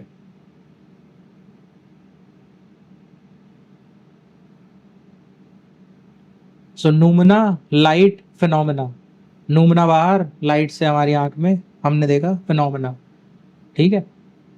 और अगर और उसमें जाना है तो एक्सटर्नल रियलिटी, एक्सटर्नल रियलिटी से फोटोन निकला, हमारी आंख में गया, और आंख से विजन, और विजन से आउटपुट, इनपुट आउटपुट। अब ठीक है, उसके बाद उसने जो अपने थॉट एक्सपेरिमेंट थे उसके, मूविंग ट्रेन वाली की, एक बंदा है मूविंग ट्रेन में है और एक बंदा फील्ड में खड़ा है, और एक थंडरबोल्ट जो है वो स्ट्राइक करता है, और उस बंदे को पहले दिखता है जो खड़ा हुआ है फील्ड में, और उस बंदे को बाद में दिखता है ट्रेन पे चल रहा है, तो इस बेसिस पे टाइम स्लो हो जाता है। नहीं, ये जियोमेट्री ऑफ परसेप्शन थी। उसने बस ये बोल दिया क्योंकि इन लोगों ने ये मान लिया कि जो लाइट है वो स्पेस में ट्रेवल कर रही है। जब तुम स्पेस और टाइम को सही मान लेते हो ना, लाइट तो रियल है, लाइट तो पार्ट है नूमिनल रियलिटी का, एक्सटर्नल रियलिटी का। स्पेस और टाइम है या नहीं, या हमें नहीं पता, कांट ने बोल दिया नहीं है, मुझे भी नहीं लगता है। और मैं इसके ऊपर तुम्हें पूरा ही किस दिन वीडियो बनाऊंगा, मैं बताऊंगा क्यों नहीं है। उसके बाद तुम सुन के मुझे बताना तुम्हें लगता है अब यह है या नहीं है, डिटेल्ड एकदम, ठीक है। तो जो वो एक्सपेरिमेंट है ना, वो ट्रेन वाला, मैं तुम्हें समझा देता हूं क्या होता है। इसने ये बात बोली कि ट्रेन है, ट्रेन जा रही है इधर को, और इसके सामने एक फील्ड है, और फील्ड के मतलब फील्ड में एक बंदा खड़ा है और यहाँ पे बिजली का थंडरबोल्ट गिरता है और ट्रेन ऐसे जा रही है, तो वो बंदा जो है वो इस थंडरबोल्ट से दूर जाता जा रहा है क्योंकि ट्रेन चलती आ रही है, यहाँ पे बिजली गिरी और यहाँ पे एक बंदा खड़ा है और ये तो खड़ा ही है। तो ये जो थंडरबोल्ट है ये इस बंदे को पहले दिखेगा क्योंकि लाइट, इस थंडरबोल्ट से जो लाइट निकली, देख कैसे रहा है, परसेप्शन जो पैदा हो रहा है विजन का वो लाइट से हो रहा है ना, तो वो इस बंदे तक पहले पहुंचेगी क्योंकि इसके और उसके बीच का डिस्टेंस कम है। लेकिन क्योंकि वो जो ट्रेन में बंदा जो आगे बढ़ता जा रहा है उसका जो डिस्टेंस है वो ज्यादा है, उसके बीच की दूरी ज्यादा है, तो उसे बाद में दिखेगी। ये हो रहा है इसके अंदर, लो बता दिया तुम्हें, ये हो रहा है इसके अंदर। इसीलिए वो ट्रेन पे जो जा रहा है उस बंदे को बाद में दिख रही है और इसको बंदे को पहले दिख रही है, क्योंकि ये आंखों का और लाइट का खेल है, ज्योमेट्री ऑफ परसेप्शन जो मैं बोल रहा हूं। इसमें ये नहीं है कि उस ट्रेन वाले के लिए कोई टाइम स्लो हो गया, कोई टाइम स्लो नहीं हुआ। और जो मैं बोल रहा हूं एक्सटर्नल रियलिटी में वो थंडरबोल्ट गिरा तो वो गिरा ही, उससे कोई फर्क नहीं पड़ता। अरे भाई टाइम स्लो होने का तो जो मतलब है ना, तुम लोग समझते हो कि इंसान भाई मतलब बूढ़ा लेट होगा, मरेगा देर में, एक इंसान कम जिएगा एक इंसान ज्यादा जिएगा, ये ट्विन पैराडॉक्स में बातें करते हैं। मैं तो स्माइल इसलिए कर रहा हूं क्योंकि वो भी गलत है भाई। ये जब टाइम स्लो होने का मतलब बोलते हैं तो वो उसका वो मतलब नहीं है कि तुम लंबा जियोगे, तुम बहुत पहले मरोगे। वो आगे बताऊंगा, बहुत मजा आएगा उसमें। तो ये यहां पे ये हो गया। उसके बाद जो वो लिफ्ट वाला फ्री फॉल वाला एग्जांपल देते हैं, कुछ लोग बोलते हैं कि भाई पेटेंट ऑफिस में काम करता था, बाहर देख रहा था सामने वाली बिल्डिंग पे वो बंदा पेंटर काम कर रहा था, इंस्टेंट गिर जाए और उसके बाद बैकग्राउंड हटाते जाओ तो फ्री फॉल में इसको पता नहीं चलेगा। भाई वो एग्जांपल गैलीलियो का है। गैलीलियो ने जब बोला कि अर्थ घूम रही है और जो है सन के चारों तरफ, उसने बोल दिया था, क्या बोलते हैं, कोपरनिकस ने हीलियोसेंट्रिक सिस्टम जब दे दिया था, जो हीलियो जो है वो सन को बोलते हैं, हीलियोस गॉड था, ग्रीक गॉड। कई एग्जाम में ये क्वेश्चन आता, लो बता रहा हूँ, ध्यान रख लेना। तो इतनी तेज जब घूम रही है तो भाई हमें पता क्यों नहीं चल रहा, हमें भी तो पता चलना चाहिए, हमें पता चलता तो अगर हम सब घूम रहे होते। तो भाई गैलीलियो ने एग्जांपल दिया कि समुंदर में, इमेजिन करो एक थॉट एक्सपेरिमेंट, गैलीलियो ने उस टाइम सबसे पहले थॉट एक्सपेरिमेंट दिया कि समुंदर में एक शिप है, पानी की नाव है बड़ी सी, वो जा रही है, पानी जो है वो एकदम शांत है, एकदम काम है, और उस नाव के बेसमेंट में तुमने एक लेबोरेटरी बनाई है, तुम उसके अंदर एक्सपेरिमेंट कर रहे हो और वो नाव चल रही है, और अगर वो एक स्टेडी स्पीड पे चलती रहे तो तुम्हें पता भी नहीं चलेगा कि तुम मूव कर रहे हो। ये था जो बाद में उसने ये बना दिया कि ये सारी कहानियां आई हैं भाई, न्यूटन के सर पे सेब गिरा और उसने ग्रेविटी डिस्कवर कर दी, भाई कहानी है, कोई सच नहीं है इसमें।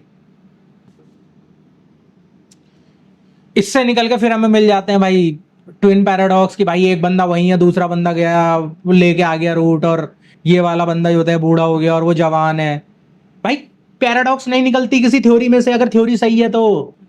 प्रॉब्लम यह है कि वो मैथमेटिकल फ्रेमवर्क है, वो फिनोमिनोलॉजिकल रियलिटी में एग्जिस्ट करता है, वो रिप्रेजेंटेशनल लैंग्वेज है, वो ऑन्टोलॉजिकल रियलिटी को कॉरेस्पॉन्ड नहीं करता, और तुमने उस मैथ को ऑन्टोलॉजिकल रियलिटी बोल दिया, जो सबसे बड़ी मिस्टेक है, जो नहीं है। किसी ने रियल में टाइम को डायलेट होता हुआ नहीं देखा। अब मत आ जाना, मैं थोड़ी देर बाद बताऊंगा बोल के कि भाई उन्होंने एरोप्लेन वाला एक्सपेरिमेंट किया था, वो एटॉमिक क्लॉक लेके गए थे, उन्होंने सिंक्रोनाइज किए थे यूएस नेवी बेसिस के साथ, भाई जीपीएस क्लॉक में तो होता। हाँ भाई सारी बातें बताऊंगा मैं, ठीक है, सारी बातें बताऊंगा मैं, सब बताऊंगा कि इन लोगों ने कैसे काटा हम सबको और आज भी काट रहे हैं। और ये बिलीव करने पे भाई बहुत बड़ा सिस्टम है ये पॉलिटिकल गेन्स के ऊपर, जो आर्थर एडिंगटन ने किया जब वो गया ब्राजील में। भाई नहीं फंडिंग देता था कोई फिजिक्स के लिए, स्पेस को स्टडी करने के लिए वॉर पे वॉर चल रहे थे, गोलियां बनाओ, बंदूकें बनाओ, इनको पैसा चाहिए था, दुनिया में नाम चाहिए था। भाई कॉलेज के अंदर कोई नहीं आ रहा था पढ़ने, हर कोई आर्मी में जा रहा था। हाउस ऑफ कार्ड्स, पता है हाउस ऑफ कार्ड्स क्या होता है? टीवी सीरीज की बात नहीं कर रहा, वो हाउस ऑफ कार्ड्स की, भाई वो बनाया, बस ऐसे बना दिया, कुछ वेट नहीं है, और हल्की सी हवा चली, ऐसा हल्का सा हाथ हिला दिया तो इससे जो विंड प्रेशर हुआ उससे पूरा गिर गया। भाई टाइम डायलेशन निकला, फील्ड इक्वेशन निकली, फील्ड इक्वेशन से क्या निकला तुम्हारा, फील्ड इक्वेशन को शॉर्टचाइल्ड ने सॉल्व किया, उसको सॉल्व करने के बाद उससे तुम्हारा निकला सिंगुलैरिटी, सिंगुलैरिटी को भाई निकला ब्लैक होल। आइंस्टाइन ने बोला कि ये तो भाई अबोमिनेशन है, हो ही नहीं सकता, कॉस्मोलॉजिकल कांस्टेंट बना दिया, बाद में उसे biggest blunder of his career बोल दिया। आइंस्टाइन जब तक जिंदा रहा तब तक ऐसी कोई घड़ी नहीं थी जो उसकी थ्योरी को सच साबित कर दे। इंजीनियर की गई वो घड़ी एटॉमिक क्लॉक, एटॉमिक क्लॉक भी बताऊंगा क्या होती है तुम्हें एग्जैक्टली बच्चे की लैंग्वेज में, कि तुम समझ जाओ कि भाई ये हो क्या रहा है। और उसके बाद मैं ये बात बताना चाह रहा हूं कि वो जब निकल गया ब्लैक होल की EHT जो टेलीस्कोप वाली 2019 वाली फोटो, वो भी नकली है, उसके ऊपर ही बताऊंगा। नहीं एग्जिस्ट करता रियलिटी में, ऑन्टोलॉजिकल रियलिटी में नहीं है ब्लैक होल, वो मैथमेटिकल इल्यूजन है एक, बस मैथमेटिक्स में अच्छा लगता है पेपर पे, रियलिटी में नहीं है। ठीक है, तो इंटरस्टेलर को जो लोग ये सोचते हैं ना कि भाई ये तो डॉक्यूमेंट्री है, भाई वो फिक्शनल मूवी है, बहुत कुछ गलत है उसके अंदर, तो बताऊंगा, वो भी बताऊंगा। तो मैं ये बात बोल रहा था कि जब वो सिंगुलैरिटी आ गई तो भाई वहां से इन्हें बिग बैंग मिल गया। बिग बैंग तो इतनी बड़ी चीज है ना साइंटिस्ट के लिए, क्योंकि इन्हें आंसर देना था 30 लोगों को। तो इन्हें ये बोलना था कि भाई जब कोई बोल दे कि ऊपर वाले ने दुनिया बनाई, नहीं तो हमें बताओ दुनिया कैसे बनी, तो इन्होंने बोल दिया बिग बैंग से बनी। भाई बिग बैंग कहां से आया, इस थ्योरी से आया। तो इनको एक ऐसा आंसर मिल गया जो आंसर इनके पास कभी नहीं था, और ये चुप हो जाते थे। और जब बिग बैंग आ गया तो भाई तुम्हारा इन्फ्लेशन आ गया, थ्योरी ऑफ इन्फ्लेशन आ गई, तुम्हारी ग्रेविटेशनल वेव आ गई, तुम्हारा डार्क एनर्जी आ गई, तुम्हारा डार्क मैटर आ गया। भाई क्या नहीं आया, सारी चीजें एक के ऊपर एक बराबर बिल्ड होती चली गई। भाई नीचे से एक चीज हटाओ, सारी चीजें गायब हो जाती हैं, कोई कोई एक चीज भी सरवाइव नहीं करती। और जबकि ये सारे के सारे मैथमेटिकल हेल्यूसिनेशंस हैं, पेपर पे अच्छे लगते हैं, मैथमेटिक्स अच्छी है, मैं मैथ को चैलेंज नहीं कर रहा। तुम मैं यहाँ पे ग्रेड 3 की कैलकुलस पढ़ाऊंगा यहाँ पे तो दिमाग हिल जाना सबका, तो वो तो मैं करने वाला हूं नहीं। तो भाई वो मत आ जाना जो ये बात कहे कि मैं मैथ नहीं समझता और मेरे अंदर दिमाग नहीं है मैथमेटिक्स के लिए। तो मैं सबको ये बोल रहा हूँ, मैं मैथ भाई अच्छे तरीके से समझता हूं, लेकिन मैं ये भी बोल रहा हूं कि 2+2=4 doesn't correspond to anything substantial or to any material thing in the ontological external reality। वो तुम्हारे दिमाग के अंदर एग्जिस्ट करता है एज अ कॉन्सेप्ट, जिस पे तुम अग्री करते हो, और मैं उस पे तुम्हारे साथ डिसअग्री नहीं कर रहा। तो बात है ऐसी कि अभी हम इसमें मैं देख रहा हूं तो 1905 वाले पेपर चल रहा था। नेक्स्ट टॉपिक होता है एंड्रोमेडा पैराडॉक्स की, भाई वो क्या है। ओके गाइस, सो अब आ चुके हैं हम एंड्रोमेडा पैराडॉक्स पे, लेकिन इससे पहले हम बात कर लेते हैं E=mc² की, क्योंकि वो फॉर्मूला जो था वो भी जो 1905 वाला पेपर था STR वाला, उसी से आया था। और उसमें मैं एक चीज़ बता दूं कि मैं उस फॉर्मूले से भी एग्री नहीं करता। बेसिकली उस फॉर्मूले का यूज़ कहाँ होता है ये भी मुझे नहीं पता। कुछ लोग बोलेंगे कि भाई एटॉमिक बॉम्ब बनाने में यूज़ हुआ था, मैनहट्टन प्रोजेक्ट में, उसके बिना नहीं बनता। तो मैं बता दूं कि उससे उसका कुछ लेना देना नहीं है।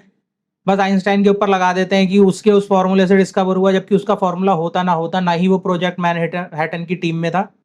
बेसिकली जब इन लोगों ने प्रोजेक्ट मैनहट्टन की जो टीम थी, ओपनहाइमर और बाकी लोग, इन लोगों ने जब एटॉमिक बॉम्ब बना दिया और उसके टेस्ट हो गए, तो आइंस्टाइन ने एक लेटर लिखा था प्रेसिडेंट को, और वो लेटर जो था उसे मीडिया में दे दिया गया ये दिखाने के लिए कि, अब क्या बोलूं, मतलब क्या शब्द यूज करूं उसके लिए, पॉलिटिक्स बहुत ही मेन रोल प्ले करती है यहाँ पे पूरी आइंस्टाइन के गेम को समझने के लिए। और फिर यार मुझे वही लगता है कि जो लियोटार्ड है ना, जॉन फ्रांसवा लियोटार्ड, जिसने वो बुक लिखी post modern condition of French है, और जिसपे मतलब आरोप लगता है पोस्ट मॉडर्निस्ट होने का, तो उसने ये बात बोला कि भाई कोई भी फील्ड सच की तलाश में थोड़ी है, ये लोग तो बस अपना देख रहे हैं कि भाई हम पावर होल्ड कर लें, हम पैसा बना लें, और पावर स्ट्रक्चर बनाए जा रहे हैं। कोई यहाँ पे तुम्हें सच बताने थोड़ी बैठे है, किसी को ये थोड़ी है कि हम ह्यूमन सिविलाइजेशन का भला करें। तो जब एजुकेशन जो सिस्टम है उसके पास पावर आ गई, तो वो पावर स्ट्रक्चर का हिस्सा बन गया। ऐसे ही कभी जब वॉर छिड़ते हैं तो जो तुम्हारी टेक्नोलॉजी इंडस्ट्री होती है, वेपन इंडस्ट्री होती है, वो उसका हिस्सा बन जाती है। फिर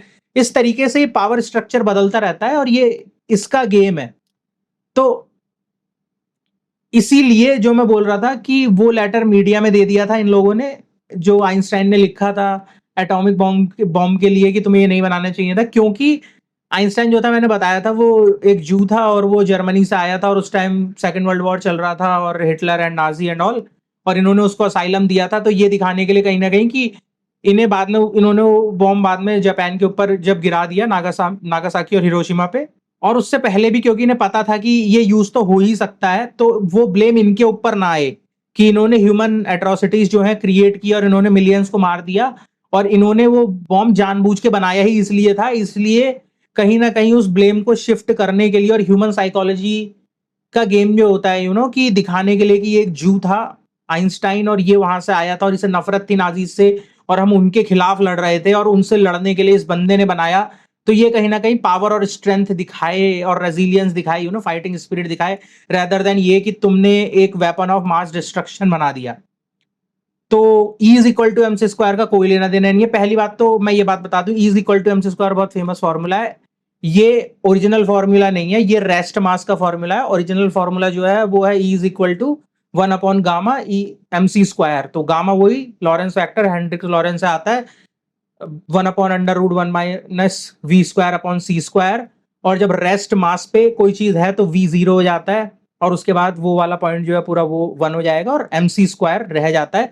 तो ये रेस्ट मास के लिए होता है, और इसीलिए जब लोग बोलते हैं कि भाई near speed of light travel नहीं कर सकते कोई भी चीज मास के साथ, क्योंकि जब उसमें m की वैल्यू भरी जाती है और गामा में v की वैल्यू भरी जाती है तो वो चीज एक्सपोनेंशियली ग्रो कर जाती है। और जहां पे v और c इक्वल हो जाता है, v और c इक्वल हो जाता है, यानी गामा में 1/√1 - V² अपॉन C स्क्वायर, तो वो कट आउट हो जाता है और वहां पे इन्फिनिट पहुंच जाती है। इसीलिए उसने बोला कि भाई नियर स्पीड ऑफ लाइट और same as speed of light कोई भी चीज इसके अंदर मास हो नहीं ट्रेवल कर सकती। और ये उसने अपने फॉर्मूले में बोल दिया, लेकिन अगेन ये सिर्फ एक फॉर्मूला ही है, कहाँ यूज हुआ मुझे नहीं पता। बस ये आगे मुझे मत बोल देना कि भाई न्यूक्लियर रिएक्टर के अंदर होता है न्यूक्लियर फिजन में। भाई अगर वो फॉर्मूला वहां ना भी होता ना तो भी न्यूक्लियर रिएक्टर चल जाएंगे, ठीक है। और बाकी कुछ और हो तो तुम मुझे बता देना, मैं तुम बार बार बोल रहा हूँ, I am open to challenges. मेरा कोई फैक्ट कहीं पे गलत है, मुझे कुछ नहीं पता, मैंने कोई गलती की मुझे आके बताओ, क्योंकि मुझे लगता है कि हाँ अगर मैं गलत हूं तो मैं अपनी गलती एक्सेप्ट करूंगा। बट फिलहाल जितना मैंने सोचा समझा, अपनी रिसर्च की, जाना, मैं उसके बाद ये वीडियो बना रहा हूं जिसमें सारी डिटेल्स बता रहा हूं। So again E is equal to MC square ये फॉर्मूला जो, और हाँ आइंस्टाइन ने E इज इक्वल टू 1/गामा MC स्क्वायर दिया था, और इसके अलावा उसने रेस्ट मास के लिए E is equal to MC square, उसने इसके आगे कुछ नहीं दिया था। बाद में इसे साइंटिस्टों ने चेंज किया है, और जो इसके बाद इसका बड़ा वाला फॉर्मूला आ जाता है वो बाद में बनाया गया है। E is equal to MC square को अगर तुम ले लो तो इसका मतलब ये होता है energy is equal to mass, और अब स्पीड ऑफ लाइट से उसे डालना ही था क्योंकि उसने उसे एब्सोल्यूट बना दिया, जबकि वो चीज बहुत टैंगल अप कर देती है। ऑल एंड ऑल मैं बस इतना बता दूं कि मैं क्यों नहीं मानता कि ये फॉर्मूला करेक्ट है। अगेन अगर तुम ये सोचते हो कि मैथमेटिकल फैक्ट जो होते हैं वो ऑन्टोलॉजिकल फैक्ट्स होते हैं तो नहीं होते। मैं शुरू में ही तुम्हें यही बता रहा था कि कोई अगर तुमसे आके ये बात बोले कि 2 + 2 4 होता है and this is the truth, तो क्वेश्चन ये नहीं है कि दिस इज द ट्रूथ और लाई, क्वेश्चन ये है कि हाँ this is a mathematical fact, this is a phenomenological factual truth, ठीक है। ये तुम्हारे दिमाग के अंदर तुम जानते हो, तुम ये नहीं कह सकते this is an ontological truth कि ये चीज बाहर एग्जिस्ट करती है और तुम किसी को दिखा सकते हो। तो E is equal to MC square में जो मास है अब वो किसी भी एलिमेंट का है, इसने आइंस्टाइन ने बस फॉर्मूला दे दिया E is equal to MC square, ठीक है। बाद में इन लोगों ने उसे एडिट किया, हम बाद वाले की बात नहीं कर रहे। अब मास जो है वो ये है कि अगर 1 ग्राम रखोगे तो वैल्यू बराबर ही आएगी, यानी कि तो वो उतनी ही एनर्जी पैदा कर रहा है, यानी कि तुम 1 ग्राम रुई लो या 1 ग्राम सैंड ले लो या 1 ग्राम यूरेनियम ले लो, 1 ग्राम प्लूटोनियम ले लो, 1 ग्राम गन पाउडर ले लो, ये फॉर्मूला बोलता है क्योंकि मास 1 ग्राम है तो सबकी एनर्जी इक्वल होगी। क्या तुम्हें लगता है इक्वल होगी? क्या तुम्हें लगता है तुम अगर 1 ग्राम घास को जलाओगे, 1 ग्राम रुई को जलाओगे और 1 ग्राम यूरेनियम को जलाओगे तो तीनों से बराबर एनर्जी निकलेगी या यूरेनियम से ज्यादा निकलेगी और प्लूटोनियम से ज्यादा निकलेगी? कितना यूज होता है ये न्यूक्लियर बॉम्ब्स में? तो फिर अगर सेम ही है तो फिर ये क्या बोलते हैं, न्यूक्लियर वेपन में न्यूक्लियर जो पार्ट है वो न्यूक्लियर एलिमेंट्स के लिए होता है, उसे हटा के घास भर दो, उसके अंदर रेत भर दो, कुछ भी भर दो, क्योंकि तुम तो ये बात बोल रहे हो ना कि भाई बस मास होना चाहिए, वेट होना चाहिए, वेट होगा तो एनर्जी में कन्वर्ट हो जाएगा। बर्नआउट करने के लिए क्या करना है, तुम गन पाउडर डाल दो तो गन पाउडर डाल दो, अगर तुम ये कहते हो जो रेत जलेगा कैसे भाई। सो ये बात है कि इस फॉर्मूले में जो E is equal to MC square है, अगर तुमने ये ही डिफाइन नहीं किया कि भाई डिफरेंट, सारा मास इस दुनिया में सेम नहीं है, क्योंकि मास जो है वो एक प्रॉपर्टी है एलिमेंट की, मैटर की, और सारा मैटर इक्वल नहीं होता भाई। रुई अलग है, पानी अलग है, हवा अलग है, रेत अलग है, यूरेनियम अलग है, हाइड्रोजन अलग है, लकड़ी अलग है, पत्थर अलग है, हर एक चीज अलग है। लेकिन तुमने इस डिफरेंस को खत्म कर दिया और तुमने कहा सारा मैटर सेम है, बस उसका मास ले लो, बस 1 ग्राम कुछ भी ले आओ और वो सारी बराबर क्वांटिटी में एनर्जी बना देगा, और ये रहा मेरा फॉर्मूला। नहीं, तो ऐसे बात नहीं बनती, ठीक है। और इस फॉर्मूले की वजह से बहुत सारे रोड़े अटके हुए हैं फिजिक्स में, क्योंकि जहां पे भी तुम जाओ तो तुम्हारा E=mc², ये लोग कह देते हैं कि भाई नहीं होता मास, और फिर ये लोग यही बात बोलते हैं कि लाइट भाई मास भी है, उसके पास वो पार्टिकल की तरह भी बिहेव करती है और वेव की तरह भी करती है, तो पार्टिकल की तरह तभी करेगी जब मास होगा। लेकिन फिर भी जिस चीज के पास मास हो तो वो near the speed of light जा ही नहीं सकता, और लाइट जाती है। जो मैंने तुमसे शुरू में बोला था कि हमें पता ही नहीं है लाइट क्या है, लेकिन कोई नहीं बोलेगा विकिपीडिया का भाई फोटोन वाला पेज जाके पढ़ लो, लाइट वाला पेज जाके पढ़ लो, कहोगे तो मैं उस पर वीडियो बना दूंगा। उसके अंदर जो जो चीजें लिखी है ना, सारी चीजें फिलोसफी पे जाके एंड होती हैं। All roads leads to philosophy. Wikipedia पे किसी भी आर्टिकल पे चले आना और सबसे पहला लिंक जो आता है, जब उस पर 4 बार क्लिक करोगे तो 5वीं बार में तुम फिलोसफी के किसी पेज पे ही पहुंचोगे, और वो तुम चाहे किसी भी सब्जेक्ट में सर्च कर रहे हो विकिपीडिया पे। तो अब एंड्रोमेडा पैराडॉक्स आ जाती है, इस पे बात कर लेते हैं। और एंड्रोमेडा पैराडॉक्स को समझने से पहले, बेसिकली एंड्रोमेडा पैराडॉक्स जो है रिलेटिविटी ऑफ साइमल्टेनिटी के फॉर्मूले से आती है, जो आइंस्टाइन का 1905 वाला पेपर है। फॉर्मूला था delta T is equal to V delta X upon C square. लेकिन इसको बेहतर समझा तब जाता है जब आप 1908 का एक बार मिन्काउस्की वाला, जो मैंने बोला था कि उसने ऐड ऑन किया था, उसने जो ब्लॉक यूनिवर्स है और 4 डायमेंशनल इंटरप्रिटेशन दे दिया, उसने स्पेस टाइम फैब्रिक को डाल दिया। मिन्काउस्की के बारे में, मिन्काउस्की एक प्लेटनिस्ट था, ठीक है। प्लेटनिस्ट क्या होते हैं? प्लेटनिस्ट वो होते हैं जो ये मानते हैं कि भाई एक दूसरा परफेक्ट रेल्म है और उसमें चीजें एग्जिस्ट करती हैं, और ये मिन्काउस्की के बारे में नोन है, सर्च कर लेना कि वो प्लेटनिस्ट था। और ये वो लोग हैं जिन्होंने अपनी आर्च मैथ चुनी, जैसे मैंने पाइथागोरस के बारे में बताया था, तो इसने अपनी आर्च मैथ चुनी। और ये लोग ये मानते हैं कि भाई मैथ जो है वो एक दूसरी रियलिटी से आई है और वो एग्जिस्ट करती है एक दूसरी रियलिटी में, और इसीलिए मैथ जो है इतने अच्छे तरीके से रियलिटी को इंटरप्रिटेट कर पाती है और हम अपने फॉर्मूलाज और इक्वेशंस अप्लाई कर पाते हैं। और ये उसका टीचर था आइंस्टाइन का, और इसने उसको बोला, इसने जब 1908 में अपना लेक्चर दिया था, तो इसमें जो मैं शुरू में बात बता रहा था कि उसने स्पेस एंड टाइम को जो रिलेटिव बनाया, तो वो फिनोमेना और नूमना वाली कांटियन फिलॉसफी कर रहा था। और ये मिन्काउस्की ने वो चीज देख ली, तो इसने बोला था कि henceforth space and time by itself are doomed to fade away into mere shadows। सो इसने कहा कि नहीं, सारी चीजें भूल जाओ, फिनोमेना नूमना सब भूल जाओ, मैं सब चीजों को बना दूंगा ऑन्टोलॉजिकल, मैं एक ही ऑन्टोलॉजिकल रियलिटी बनाऊंगा। और इसने अपना फ्रेमवर्क दे दिया। इसके फ्रेमवर्क को बाद में लेकर 1960s में पेनरोज ने एंड्रोमेडा पैराडॉक्स दे दी। अब एंड्रोमेडा पैराडॉक्स क्या होती है? पहली बात तो वो ऑन्टोलॉजिकली पॉसिबल ही नहीं है। मैं तुम्हें बोलूं कि मैं यहाँ पे एक दूसरे इंसान के साथ अर्थ पे बैठ के एंड्रोमेडा पैराडॉक्स देख रहा हूँ और वहां पे कोई प्लेनेट है और उस प्लेनेट पे वॉर की बात चल रही है, तो भाई ऑन्टोलॉजिकली नहीं है, ये पूरा एक फिक्शन है, ठीक है, पूरा फिक्शन है। अब उसमें एक इंसान को पास्ट दिख रहा है और एक इंसान को प्रेजेंट दिख रहा है, ठीक है। तो ये कैसे होता है? जो फेमस वो है, मतलब जो थॉट एक्सपेरिमेंट है, पैराडॉक्स तो यही है ना कि अर्थ पे हमला करने की बात कर रहे हैं और वहां पे एक काउंसिल मीटिंग होगी और उसके बाद वहां से एलियन जो है अपनी स्पेसशिप लेके निकलेंगे, और हम 2 लोग हैं, मेरा जो दोस्त है वो मूव कर रहा है 1 मीटर पर सेकंड की स्पीड से, लेट्स से, और मैं स्टेशनरी बैठा हूँ, तो मुझे दिखेगा कि वो लोग अपनी शिप्स लेके निकल चुके हैं और अर्थ की तरफ आ रहा है, और मेरा दोस्त कहेगा कि भाई अभी तो काउंसिल की मीटिंग भी शुरू नहीं हुई, जो मूव कर रहा है।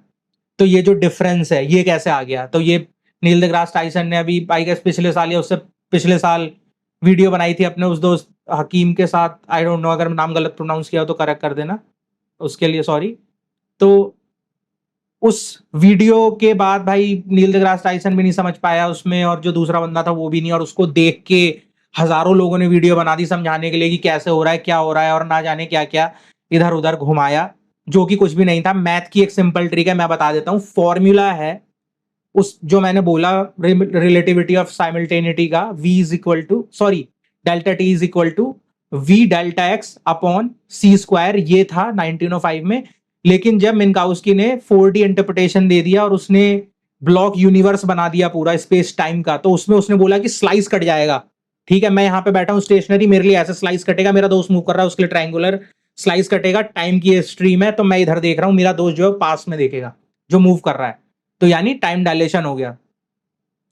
तो जो डेल्टा एक्स है उस फॉर्मूले में अब वो डी से रिप्लेस हो गया, और यहाँ पे एंड्रोमेडा गैलेक्सी की बात क्योंकि आती है क्योंकि वो बहुत ज्यादा दूर है, और जब फॉर्मूले में तुम v 1 मीटर पर सेकंड भर देते हो और d डिस्टेंस भर दोगे मीटर में और c की स्पीड भर के जब पूरा कैलकुलेशन कर लेते हो, तो कुछ 3 दिन का डिफरेंस आता है 1 मीटर पर सेकंड पे। तो यानी कि तुम जो देख रहे हो, तुम आज देख रहे हो, और तुम्हारे दोस्त को जो 1 मीटर पर सेकंड पे मूव कर रहा था, उसे 3 दिन पहले का दिखेगा, तो इतना डिफरेंस आ जाता है।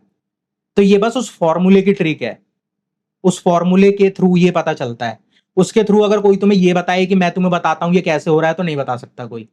ऑन्टोलॉजिकली नो वन कैन। कैसे बताओगे तुम? पहली बात तो हमें पता ही नहीं कुछ, हम कोई देख ही नहीं सकता, तो कैसे? तो ये थी एंड्रोमेडा पैराडॉक्स। आई होप ये क्लियर हो गई होगी। और उसके बाद हम मिन्काउस्की की बात कर रहे थे, तो ये बंदा जो था आइंस्टाइन के पास 1905 में जाता है। ये आइंस्टाइन को बोलता है कि भाई कैलकुलस डाल देते हैं इसमें और हम 4D इंटरप्रिटेशन करेंगे। तो जब ये मिला तो आइंस्टाइन अपोजिट था। आइंस्टाइन ने बोला कि नहीं, मुझे तुम्हारे उन एब्स्ट्रैक्शंस में कुछ इंटरेस्ट नहीं है। ये भी मेरे हिसाब से नोन है, मैंने कहीं पढ़ा ही था। सो उसके बाद ये बहुत अगेंस्ट होता है आइंस्टाइन की, नहीं भाई मुझे ये एब्स्ट्रैक्शन नहीं चाहिए तुम्हारे कैलकुलस वाले और 4D इंटरप्रिटेशन ये वो, कि तुम सारी चीजें मैथ बना दो और तुम सारी चीजों को ये कहो कि मैथ में वो सॉलिड हो गई। क्योंकि ये बंदा जो था ऑनेस्टली फिलोसफी में था और ये उसे कह रहा था कि कहीं और ले जाओ। लेकिन बाद में अब मिन्काउस्की ने उसे क्या दिखाया नहीं दिखाया, मेरी स्पेक्यूलेशन सुनना चाहो तो मिन्काउस्की ने उसे पैराहीलियन दिखा दिया, मर्क्यूरी का जो न्यूटन का फॉर्मूला कैलकुलेट नहीं कर पा रहा था, और जो बाद में उसने अपने 1915 के पेपर में कर दिया, जब जीटीआर का फॉर्मूला दिया और उसने बोला कि भाई तेरा नाम हो जाएगा। ये मुझे लगता है, ठीक है, जितना मैंने पढ़ा, मैं वो भूल गया कहाँ से, मतलब सोर्स क्या दूं तुम्हें। तो ये मतलब वेल नोन है कि आइंस्टाइन शुरू में अपोजिट था मिन्काउस्की के 4D रिप्रेजेंटेशन और कैलकुलस के। लेकिन जब उसने ये चीज उसे दी, तो उसके बाद 1909 में मिन्काउस्की जो था वो मर गया। आइंस्टाइन ने भाई मरने के बाद 10 साल स्पेंड किए, मतलब 1905 के बाद ही बोलते हैं 15 तक, कि 10 साल कैलकुलस सीखने में इन्वेस्ट किए। क्योंकि भाई calculus is not an easy thing, इसलिए हम बोल रहा था कि वो मैथ कर भी दूं तो कोई फर्क नहीं पड़ता, और उससे कोई फर्क भी नहीं पड़ता। मैं तो सिंपल सी ये बात बोल रहा हूँ कि मैथ जो है वो भाई वो मेटाफिजिक्स है। लो सिंपल बोल दिया, मैथ मेटाफिजिक्स है। अब इसको किसी को चैलेंज करना हो तो आ जाना बताने के भाई मैथ मेटाफिजिक्स नहीं है, ठीक है, मैथ मेटाफिजिक्स है। अभी अभी स्पेस टाइम पे भी आएंगे, बाकी चीजों पे भी आएंगे, तब तुम समझो मेटाफिजिक्स क्या होती है। चलो मेटाफिजिक्स के बारे में थोड़ा बता देता हूँ। Metaphysics is the theory of reality, कि चीजें किस तरीके से काम करती हैं। जो मैंने तुम बताया था ना कि ग्रेविटी, ग्रेविटी मेटाफिजिक्स है, मतलब gravity as a concept metaphysics है।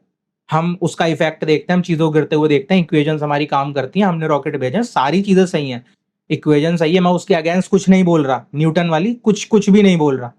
मैं ये बात बोल रहा हूं, बट एज अ कॉन्सेप्ट जो ग्रेविटी है जिसे हम बोलते हैं, वो न्यूटन ने भी बोल दिया कि भाई मुझे नहीं पता, आइंस्टाइन ने बोल दिया मुझे नहीं पता। तो वो एज अ कॉन्सेप्ट ग्रेविटी जो है वो इन्फर्ड है इन इफेक्ट से, जो मैंने इससे पहले पूरा तुम्हें समझाया था, प्रॉब्लम ऑफ इन्फरेंस, कि हम कई बार सिर्फ इफेक्ट्स देखते हैं और हम उसके कॉज को इन्फर कर लेते हैं। ठीक है, ये बात बहुत अच्छी जगह जा सकती है, बट मुझे लग रहा है लेके जाऊं नहीं जाऊं। और उसके बाद आइंस्टाइन ने 1915 में जीटीआर दे दिया, जनरल थ्योरी ऑफ रिलेटिविटी, और फील्ड इक्वेशन लिख दी। और यहाँ पे पहले तो टाइम डायलेशन एसटीआर में सिर्फ वेलोसिटी की वजह से, मूवमेंट की वजह से हो रहा था, कि जो चीज जितनी तेज मूव करेगी near the speed of light, उसके लिए टाइम उतना स्लोली बीतेगा। अब यहाँ पे हो गया कि जो चीज जितनी हाई ग्रेविटी में होगी, हायर ग्रेविटेशनल वेल में होगी, उसके लिए टाइम उतना ज्यादा स्लो हो जाएगा, और जो चीज जितनी लोअर ग्रेविटी में होगी उसके लिए टाइम उतना ज्यादा फास्ट हो जाएगा। ठीक है।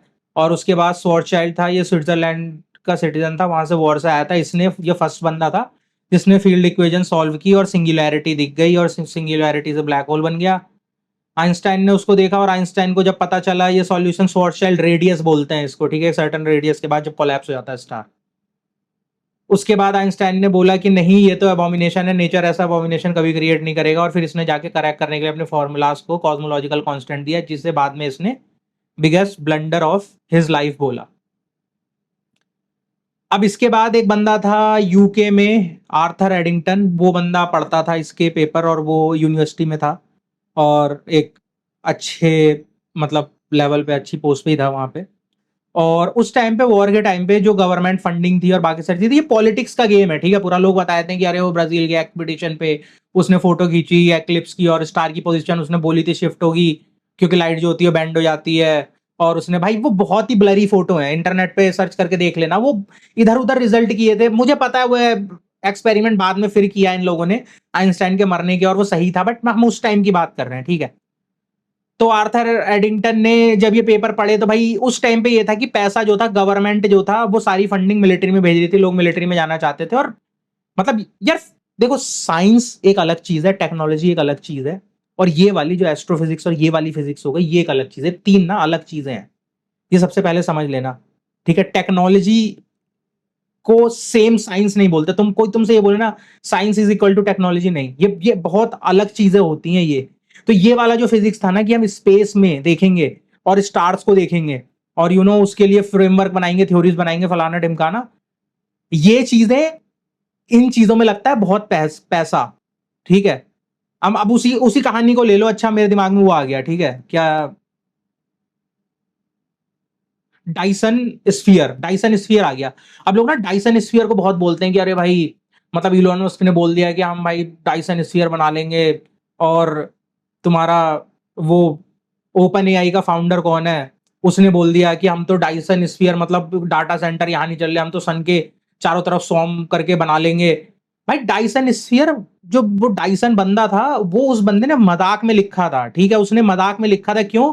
क्योंकि ये लोग सेटी के ऊपर पैसा खर्च कर रहे थे, search for extra terrestrial intelligence, और उसके लिए मतलब मिलियंस ऑफ डॉलर्स लगा के स्पेस क्राफ्ट, म्यूजिक रिकॉर्डिंग, ये सब स्पेस में भेज रहे थे। तो उसको चैलेंज करने के लिए उसने लिखा था कि भाई इस सब से अच्छा तुम ये जो पैसा खर्च कर रहे हो, मजाक में उसने कि भाई ये देख लो, मैं बता दे रहा हूं तुम्हें कि तुम्हें क्या करना चाहिए, मतलब, और जो एनर्जी रिक्वायरमेंट और ये सारी चीजें जो है ये किस तरीके से होंगे, सिर्फ कार्डाशेव स्केल वाला एनर्जी आउटपुट वाला।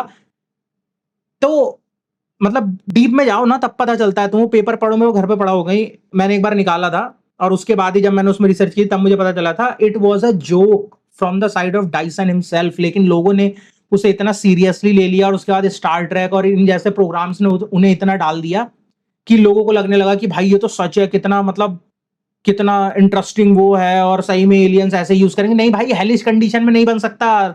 सन के किसी स्टार के अराउंड तुम्हें पता भी है क्या होता है? चलो उसके ऊपर किसी और दिन बात करेंगे, बता देना उसमें इंटरेस्ट हो तो बेसिकली मतलब खत्म करने के लिए बस ये बोल दूं कि वो एक जोक था डाइसन की तरफ से। उसने ऐसे ही बैठ के मजे में एक दिन अपने घर में बैठ के पेपर लिख दिया, क्योंकि वो ये सैटी को पैसा दे रहे थे जो मैंने बताया, और ये एक्स्ट्रा टेरेस्ट्रियल लाइफ के उसमें। तो उसके अगेंस्ट था कि भाई यहाँ पे हमें पैसा नहीं मिल रहा और यहाँ पे देखो इतना पैसा डाल रहे हैं। तो लो मैं तुम्हें बताता हूँ कैसे सर्च करनी है तुम्हें, जाके डाइसन स्फीयर ढूंढो तुम। ठीक है, तो ये था। तो मैं ये बात बताना चाह रहा हूं, तो ये जो चीजें है ना, ये पॉलिटिक्स, ये इन चीजों ने बहुत रोल प्ले किया। और सेम चीज इसमें तो कोई पॉलिटिक्स नहीं थी, मतलब इसमें तो बस राइवलरी थी। लेकिन ये आर्थर एडिंगटन वाला जो है ना, इसमें पॉलिटिक्स था। मैं यहाँ पे ये बताना चाह रहा था कि उस टाइम पे गवर्नमेंट जो थी, क्योंकि वॉर चल रहा था, तो टेक्नोलॉजी में पैसा खर्च हो रहा था, वेपन इंडस्ट्री में पैसा खर्च हो रहा था, खाने में पैसा खर्च हो रहा था, इवन जो मेटल था उसे बचाया जा रहा था। अगर तुमने सुना हो, तुम कपड़ों में इंटरेस्टेड हो, तुम हिस्ट्री में कपड़ों के इंटरेस्टेड हो, तुम पता होगा कि उस टाइम जो लिवाइस की मैन्युफैक्चरिंग थी, अभी जो रिवेट्स लगाते हैं, उस टाइम पे वो 7 बटन की जगह 5 बटन कर दिए थे उन्होंने। तो क्योंकि इतना मेटल बचाया जा रहा था। और फिजिक्स की जो मैंने तुम बताया, साइंस टेक्नोलॉजी और फिजिक्स, इस वाली फिजिक्स की कोई वैल्यू नहीं थी। ठीक है, इसके ऊपर कोई मिलियंस बिलियंस नहीं खर्च कर रहा था, क्योंकि लोगों को खाने के पैसे नहीं मिल रहे थे भाई। तो गवर्नमेंट से वो फंडिंग कैसे आए? उस फंडिंग के लिए भाई इन्हें चाहिए था, कोई इक्का चाहिए था, इन्हें तुरुप का इक्का चाहिए था। तो उसके लिए ये एडिंगटन ने पेपर पढ़ा, आइंस्टाइन जर्मनी में ही था, और उसने इसका पेपर लिया और उसने इसको बोला कि मैं जाऊंगा, और ये एक्सपेडिशन पे गया और इसने ऐसे ही रिजल्ट निकाले, मतलब धुंधले धुंधले। वो ब्राजील में जब एक्सपेडिशन पे गया, एक्लिप्स का वो किया और डाल दिया, और वो न्यूज पब्लिश हो गई। वो जो लोग बोलते हैं, मुझे सही से याद नहीं होगी, कि the laws of heavens have changed और समथिंग लाइक दैट। और उसके बाद उसके थ्रू फिर तुम देख सकते हो, अब भी वो क्लिप शायद यूट्यूब पे मैंने कई बार देखी थी, कि आइंस्टाइन जा रहा है यूनिवर्सिटीज में और वैसे लेक्चर्स देने अपने सब कुछ, और इसे एक रॉक स्टार टाइप बना दिया कि भाई ये बंदे ने चेंज कर दिया। इसने ग्रेविटी जो थी, चीजें जो गिर रही थी और लाइट को एक साथ जोड़ दिया, और स्पेस को एक साथ जोड़ दिया, और टाइम को एक साथ जोड़ दिया, और इसने भाई ऐसे इस तरीके से चीजें दिखा दी। तो ये उस टाइम पे बहुत नई चीज थी, और फिर इस चीज के थ्रू लोग और इंटरेस्टेड होने लगे इसमें, तो फंडिंग मिलने लगी। तो मेन रोल जो था वो ये था कि अकेडमीज को फंडिंग चाहिए थी भाई, फिजिक्स को फंडिंग चाहिए थी, एस्ट्रोफिजिक्स को फंडिंग चाहिए थी। तो वो बहुत बड़ी ग्लोबल पॉलिटिक्स वहां पे आ गई। तो तुम अगर ये सोचो कि आइंस्टाइन का जो गेम है वो बस उसकी थ्योरी के बारे में है, वो उसके फॉर्मूला के बारे में, और उसने जो बोला वो सच है, नहीं भाई, बहुत बड़ा गेम बिठा रखा है इन लोगों ने यहाँ पे। ठीक है, जो मेन चीज है वो मैं एंड में बताऊंगा। अभी मैं जरा इसके 4 पेज और बचे हैं, ये खत्म कर लूं। सो आइंस्टाइन जो है वो वर्ल्ड फेमस बन गया और रॉक स्टार हो गया, और बहुत सारे लोग अब फिजिक्स में इंटरेस्टेड होने लगे। एंड जो गवर्नमेंट थी उन्होंने फंड करना स्टार्ट कर दिया प्रोग्राम्स को और यूनिवर्सिटीज को एस्ट्रोफिजिक्स और फिजिक्स में, और अमेरिका ने बाद में असाइलम दे दिया आइंस्टाइन को। तो चलो, अब मुझे लगता है ये मुझे पहले हिस्ट्री बतानी थी, क्योंकि अब आते हैं सबसे मज़ेदार पार्ट पे। और अब जो भी है मैं सभी खोल के रख देता हूँ, अब जितना भी टाइम लगे या जैसा भी है, तो तुम समझ पाओ कि मैं क्या बोलना चाह रहा हूँ, ठीक है। आइंस्टाइन के फ्रेमवर्क का सबसे बड़ी फाउंडेशन है उसका ब्लॉक यूनिवर्स, उसका स्पेस टाइम फैब्रिक। अब जो साइंस कम्युनिटी है, जो अकेडमिया है, जो यूट्यूब है, वो हमें बताता है कि भाई रबर की शीट ले लो, उसके बीच में एक बॉल रख दी और साइड में फेंको तो वैसे घूमती है। भाई तो वो बॉल जो नीचे आ रही है रबर की शीट पे, वो ग्रेविटी की वजह से आ रही है। तुम ग्रेविटी को यूज करके ग्रेविटी एक्सप्लेन कर रहे हो, ठीक है। तो जो स्पेस टाइम फैब्रिक है ना, वो एग्जिस्ट नहीं करता, वो मेटाफिजिक्स है। मैं हंस इसलिए रहा हूँ, और उस टाइम पे मैं इसलिए इतना रुक रहा था बोलने के लिए कि मुझे ना वो गॉड डिबेट याद आ रही थी, कि मतलब उसके ऊपर भाई साहब इंडिया पाकिस्तान और ना जाने कहाँ कहाँ कितनी वीडियोस बनी, और मैंने खुद कितनी देखी कि थीस्ट और एथीस्ट, वो आई गेस जावेद अख्तर और वो दूसरे जो इस्लाम के थे बंदे, उन्होंने जो थीस्ट और एथीस्ट वाली वीडियो थी, तो आई गेस मुफ्ती नाम था, तो उस बंदे ने आके शुरू में बोल दिया कि एम्पेरिकल प्रूफ नहीं मांगा जाएगा, और बहुत सारे लोग जो थे वो शुरू में उसके अगेंस्ट हो गए कि भाई ये तुमने क्या बात कर दी, साइंस तो चलता है इस पे, साइंस तो चलता है उस पे। भाई साइंस नहीं चलता एम्पेरिकल प्रूफ पे, एम्पेरिसिज्म पे तुम नहीं प्रूव कर सकते। स्पेस टाइम फैब्रिक को दिखा दो, दिखा दो, कहाँ है? नहीं है भाई, मेटाफिजिक्स था वो। तुम बोलते हो गॉड है, इन्होंने बोल दिया स्पेस टाइम फैब्रिक है, वो दोनों इन्फर्ड है। तुम्हें लगता है तुमने एक दुआ मांगी, तुमने प्रार्थना मांगी, तुमने कुछ मांगा, तुम्हें मिल गया, तो कोई देने वाला होगा। इन्होंने बोला कि भाई बॉल गिरी, अर्थ ने ऑर्बिट किया, तो मतलब बीच में कुछ होगा और वो फैब्रिक होगा, वो दोनों ही इन्फर्ड है। एम्पेरिकल प्रूफ पे एनर्जी का प्रूफ क्या है? एनर्जी क्या होती है बता दो, दिखा दो मुझे एनर्जी क्या होती है। क्या फायर को दिखाओगे? फायर एनर्जी है क्या? बैटरी देख तो ली, सेल है मेरे हाथ में, वो एनर्जी है? बैटरी है? क्या है?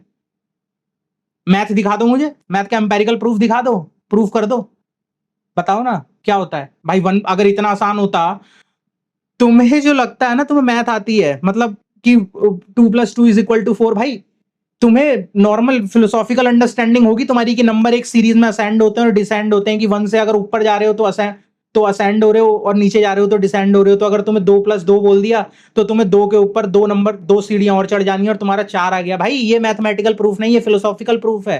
होता तो 1+1=2 प्रूफ करने के लिए वो रसल और व्हाइट हेड पूरी बुक ना लिख देते, और उसके बाद भी प्रूफ ना मिलता, और उसके बाद जो मैंने बताया था वो गर्डल ये ना लिखता है कि certain propositions are true but cannot be proved inside the system। तो ये जो भाई मैथ मेटाफिजिक्स है, ठीक है। मेटाफिजिक्स का ओरिजिनल ना मेटाफिजिका, ये ओरिजिनल ग्रीक नेम है, जहां से आया था थ्योरी ऑफ रियलिटी, कि तुमने कुछ चीज होते हुए। चलो यहाँ पे शुरू से चलते हैं, ठीक है। शुरू में जब फिलोसफी आई, फिलोसफी से सारी चीजें निकली, ठीक है। कोई भी चीज इतनी बड़ी नहीं थी। ये neuro science, psychology, history, physics, chemistry, biology, math, ये सारे अलग नहीं होते थे, ये एक ही होते थे, ठीक है। और फिजिक्स में पढ़ते थे, इसीलिए वो आई गेस प्लेटो की जो अकेडमी थी, अकेडमी ऑफ नॉलेज, ये तो हमारे चैनल का नाम है, उसकी अकेडमी का नाम द अकेडमिया। तो उस अकेडमी के बाहर ही उसने लिखा था कि जिसे ज्योमेट्री ना आती हो अंदर मत घुसने देना, क्योंकि वो उसी का पार्ट होता था। They were interested in it. Pythagoras भी खुद को फिलोसफर ही मानता था भाई। Word philosopher as an individual पहली बार पाइथागोरस ने अपने लिए ही यूज किया है। जब उससे पूछा था किसी राजा ने, तो उसी ने बोला था भाई कि मैं एक फिलोसोफर हूं, जबकि वो मैथमेटिशियन ज्योमेट्रिशियन था। सबको पता ही उसने अपनी आर्च मैथ चुनी थी, ठीक है। तो स्पेस टाइम फैब्रिक तो गया भाई, ठीक है, नहीं है। मेटाफिजिकल है, नहीं है। तुमने वेरिएबल देने थे स्पेस और टाइम को, तो तुमने स्पेस टाइम फैब्रिक बना दिया। मेटाफिजिकल है, एग्जिस्ट ही नहीं करता। ऑन्टोलॉजिकल ट्रूथ नहीं है। फैक्चुअल ट्रूथ बनाना हो तो बना लो based on your own theory. तुम ना किसी को दिखा सकते, ना कोई इसे टच कर सकता। और अगर इसको किसी को चैलेंज करना हो तो आ जाना, ठीक है। तुम जाके देख लेना जितनी वीडियो, जिससे सुनना हो पूछ लेना, टीचर से पूछ लेना, प्रोफेसर से पूछ लेना। ब्लॉक यूनिवर्स ये बोल देना कि भाई टाइम एक डायमेंशन है, नहीं है। Dimension as in 3D 2D, ये जो हम बोलते हैं ना, ये भी ये कॉन्सेप्ट मैथमेटिकल है। मैथमेटिकल एब्स्ट्रैक्ट कॉन्सेप्ट है ये। लेकिन मैंने बोला ना कि जैसे वो था तुम्हारा मिनकाउस्की प्लेटनिस, के कुछ लोग मानते हैं कि भाई मैथ जो है वो तो ऊपर से आई है, तो वो तो एक दूसरी डायमेंशन है। जो प्लेटो कहता था थ्योरी ऑफ फॉर्म्स, वहां पे रहती है। तो ये लोग नहीं मानेंगे कभी इस चीज को, प्रूफ ये नहीं कर सकते, एम्पेरिकल प्रूफ नहीं दिखा सकते, तुम नहीं दिखा सकते, स्पेस टाइम होता दिखा देते। तो मैं तुम्हें जो बात बता रहा था उस टाइम, तो पुराने टाइम में ये होता था कि तुम ना कोई चीज देखोगे तो जो मेटाफिजिका जो मैं बता रहा था, जो मेटाफिजिक्स है उसका ना नाम बहुत बदनाम किया यार लोगों ने। मतलब लोगों ने तो ये बोलना शुरू कर दिया कि भाई हवाई बातें हैं। मतलब जिसको पता नहीं होता ना वो कुछ भी बोल देता है, ठीक है। लोगों ने इतना तोड़ा मरोड़ा। ओरिजिनल मेटाफिजिक्स का मतलब ये होता है कि भाई जो ग्रीक वर्ड था ना मेटाफिजिका, कि अबव रियलिटी, कि तुमने कोई चीज देखी और अब इसे तुम एक्सप्लेन करके किस तरीके से समझ सकते हो, ठीक है। तुमने एक पक्षी को उड़ते हुए देखा, तुमने एक बर्ड को उड़ते हुए देखा, तो तुमने देखा कि भाई उसके पास पंख है जो मेरे पास नहीं है, वो बहुत हल्के हैं और वैसे ऐसे हिला रहा है। तो उसके बेसिस पे वो हिल रहा हो, कई बार वो हिला भी नहीं रहा, ऊपर जाके उसके पंख स्टिल है। या एक मछली है, उसके पास गलफड़ है सांस लेने के लिए।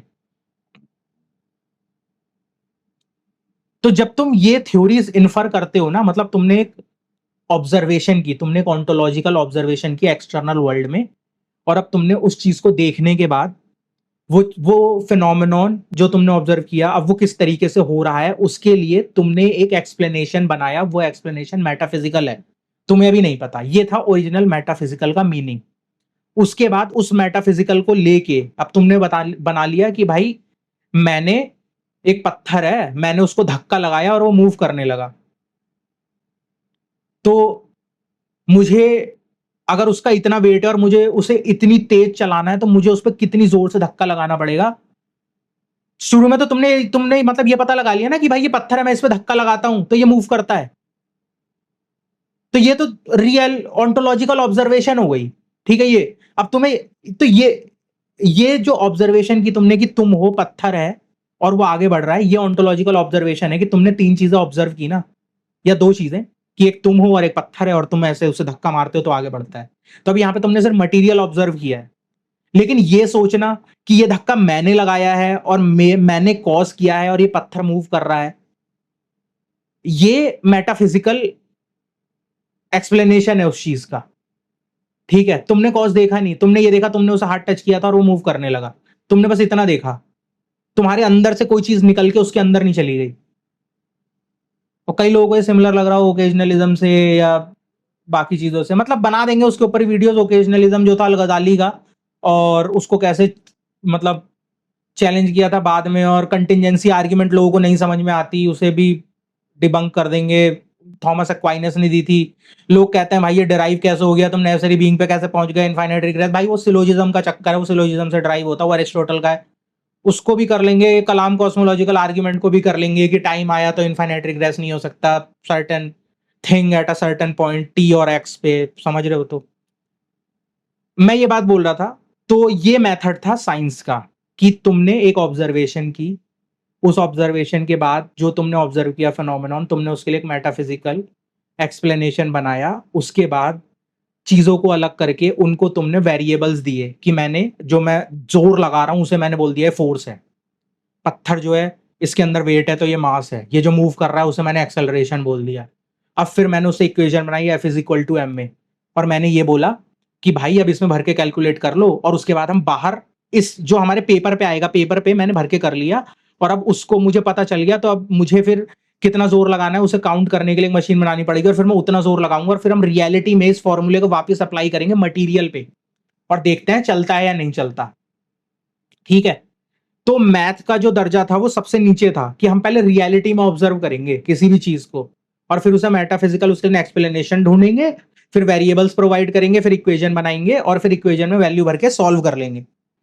लेकिन आइंस्टाइन के आने के बाद ये हुआ कि अब मैथ होगी और मैथ ही मैथ होगी, और मैथ में से जो निकलेगा अब हम इसे सच मान लेंगे, और अब हम इसे ढूंढने चलेंगे दुनिया में, क्योंकि अगर ये मैथ में से ये वेरिएबल निकला है तो मतलब ये एग्जिस्ट करेगा, ठीक है।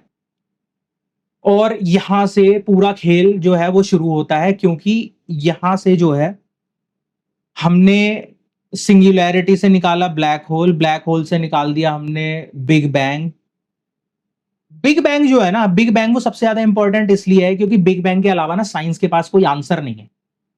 तो हमेशा जब थीस से बात होती थी इनकी, तो ये लोग पूछते थे कि भाई अच्छा तुम ये बता दो फिर ये दुनिया कैसे बनी। किसी थीस तो किसी भी वाले बंदे के पास इसका आंसर नहीं होता था। आइंस्टाइन ने, जो कि जानबूझ के उसने किया भी नहीं, उसे पता भी नहीं था कि उसमें से ही निकल आएगा, बट ये एक एक्सीडेंट था, दुनिया को पता है कि श्वार्ज़चिल्ड ने सॉल्व किया, उसे दिखाया और उसके बाद उसने कहा भाई ये तो इम्पॉसिबल है, तो उसने जो था कॉस्मोलॉजिकल कांस्टेंट दे दिया। तो इनके पास आंसर आ गया कि भाई ये ब्लैक होल है, तो अब इस मॉडल को बैक में ले जाओ और वो कोन जो बनाते हैं कि कैसे होता है, मतलब कोन की तरह, यहाँ ये पॉइंट है, ये सिंगुलैरिटी थी और यहां से पूरा फैल के निकला, तो ये जो है ये बिग बैंग हो गया, ठीक है। इन्होंने बोल दिया कि भाई बिग बैंग से निकली यूनिवर्स, और उसके बाद वो बहुत गर्म थी, और उसके बाद अब उसे पूरा करने के लिए इन्हें इन्फ्लेशन की थ्योरी बनानी पड़ी, उसके बाद डार्क एनर्जी आ गई, उसके बाद तुम्हारा एंटी मैटर आ गया, क्योंकि मैटर और एंटी मैटर बराबर नहीं हो सकते, तो मैटर ज्यादा है, ठीक है, या एंटी मैटर ज्यादा, वहां पे मुझे कंफ्यूजन हो रहा है। तो ये सारी चीजें मतलब हाउस ऑफ कार्ड्स की तरह वहां से निकल गई। ब्लैक होल्स, चलो ब्लैक होल की बात कर लेते हैं। जो मेन चीज है, मुझे पता है भाई, लोग जो है वो मेन चीज जीपीएस सैटेलाइट सिस्टम को बोलते हैं, भाई जीपीएस सैटेलाइट सिस्टम है, सारी चीजें टेस्टेड है ना, मैं भी सारे टेस्ट बता रहा हूँ, ठीक है। सो लोग जो है वो ब्लैक होल को सच मान लेते हैं, ब्लैक होल की बात करने लगते हैं, फिर वो इंटरस्टेलर को ले आते हैं और इंटरस्टेलर के ऊपर ऐसे वीडियो बनाते हैं कि भाई वो तो डॉक्यूमेंट्री है, भाई फिक्शनल मूवी है, फिक्शनल मूवी है, ब्लैक होल से एग्जिस्ट नहीं करते। ईएचटी टेलीस्कोप ने 2019 में उसकी एक फोटो लेके पब्लिश कर दी और लोगों ने मान लिया है, आज भी उसको इतने लोग रिफ्यूट करते हैं। मैं अकेला नहीं हूं ये बात बोलने वाला, बहुत लोग हैं, तुम चले आना यूट्यूब पे, गूगल पे सर्च कर लेना, बहुत लोग हैं, बहुत रिसर्च पेपर पब्लिश हुए कि भाई वो सबमिटेबल है ही नहीं। क्यों नहीं है, क्यों नहीं है, इसकी वजह बता रहा हूं। वो एक कंप्यूटर जनरेटेड इमेज है, सुपर कंप्यूटर से, और वो कैसे कि इन लोगों ने जो एल्गोरिदम है उस एल्गोरिदम को ट्रेंड किया श्वार्ज़चिल्ड रेडियस पे और आइंस्टाइन की जीटीआर पे, और उसके बाद जो नॉइस था उसको लेके उसमें फीड कर दिया, और ये जो दो मैंने बताए ना, ये जो दो इक्वेशन है वो एल्गोरिदम है, उसमें ये इक्वेशन इन्होंने डाल रखी थी, तो इन लोगों ने वेरिएबल सेलेक्ट किए उस नॉइस में से जो इन इक्वेशन को चलते, और भर के इसमें से जो इन्हें निकालना था, क्योंकि श्वार्ज़चिल्ड रेडियस का सॉल्यूशन क्या है, वो जो दिखता है उसे ही तो ब्लैक होल बोलते हैं। तो वो इंजीनियर्ड पिक्चर है, वो क्रिएटेड पिक्चर है, वो रियल में वो फोटो जो होती है ना कि तुम्हारे बाहर एक चीज है और तुमने कैमरा लिया और तुमने फोटो खींच लिया, जैसे ये जेम्स वेब टेलीस्कोप करता है कि भाई बाहर से फोटो खींच ली, वो फोटो वैसी नहीं है, वो कंप्यूटर से बनाई हुई फोटो है, रियल फोटो नहीं है वो, कोई किसी ऑन्टोलॉजिकल चीज की फोटो नहीं है जो एग्जिस्ट करती है और इन्होंने खींच ली हो। भाई ब्लैक होल के साथ तो बहुत बहुत कांड हुए हैं यार, मैं तुम्हें क्या बताऊं, मतलब उसका जो इवेंट होराइजन है वो कहां से आया, वो स्टीफन हॉकिंग ने बनाया ना, अदरवाइज तो ब्लैक होल तुम्हारा ऑब्जर्व ही नहीं हो सकता, तो वो तो सिर्फ एक मैथमेटिकल एब्स्ट्रैक्शन था, क्योंकि जो अंदर चला गया वो कोई बाहर ही नहीं आ रहा, देखोगे कैसे। लेकिन उन्होंने बोला नहीं, वो जो पार्ट है उसका आधा मैटर और एंटी मैटर अंदर चला जाता है और बाहर आ जाता है, और इस तरीके से साइड पे वो अक्रेशन डिस्क बन जाती है, और ना जाने क्या क्या। इंटरस्टेलर की बात कर लेते हैं, चलो इंटरस्टेलर, इंटरस्टेलर की बात कर लें, चलो इंटरस्टेलर की बात कर लेते हैं। इंटरस्टेलर में सबसे ज्यादा लोग कहते हैं कि भाई मतलब टेसरैक्ट दिखा दिया एंड में, क्या कमाल कर दिया भाई, किप थॉर्न, अब किप मतलब भाई उसको किप थॉर्न ना इतना बड़ा बंदा है कि मैं क्या बोलूं, मतलब अच्छे में नहीं बोल रहा मैं, बहुत ही मतलब उस बंदे ने जो लगाया ना, चूरन खिला दिया लोगों को, ग्रेविटेशनल वेव डिस्कवरी उसी ने की है, जाके देख, ठीक है, उसे वो मिल गया था, क्या बोलते हैं, नोबेल प्राइज शायद, उसकी टीम को, फोटो है वो देख लेना, ऐसा उदास बैठे हैं सबके सब। अभी ब्लैक होल ही नहीं है तो ग्रेविटेशनल वेव कहां से आ रही है, वो दो ब्लैक होल जब मर्ज करते हैं तब निकलती है ना, बट चलो अब उसके लिए तो ब्लैक होल में तो ये था कि एक ही एल्गोरिदम थी कि भाई जीटीआर और श्वार्ज़चिल्ड रेडियस पे ट्रेंड किया है, नॉइस लिया और इसे फीड करा और इसने जो सॉल्यूशन था वो निकाल दिया। जो ग्रेविटेशनल वेव है उसमें तो मतलब टेम्पलेट मैचिंग हुई है भाई, कि मतलब पहले टेम्पलेट के लिए इस मॉडल से पहले भी एक प्री सेलेक्ट, जो प्री वेरिएबल सेलेक्टिंग टेम्पलेट है वो डाला गया है कि नॉइस आएगा, ये टेम्पलेट उसमें से वेरिएबल सेलेक्ट करेगा जो श्वार्ज़चिल्ड और जीटीआर उसको चाहिए, फिर ये सेलेक्टेड वेरिएबल्स ही से फीड किए जाएंगे और फिर सॉल्यूशन निकलेगा, ठीक है। उसके बाद हम किप थॉर्न की बात हो गई, तो इंटरस्टेलर की बात कर रहे थे, तो भाई टेसरैक्ट वाला सीन, खैर वो तो होता ही नहीं, मैंने बोल दिया कि ब्लॉक यूनिवर्स नहीं है, ठीक है, जब स्पेस टाइम ही नहीं है तो ब्लॉक यूनिवर्स नहीं है।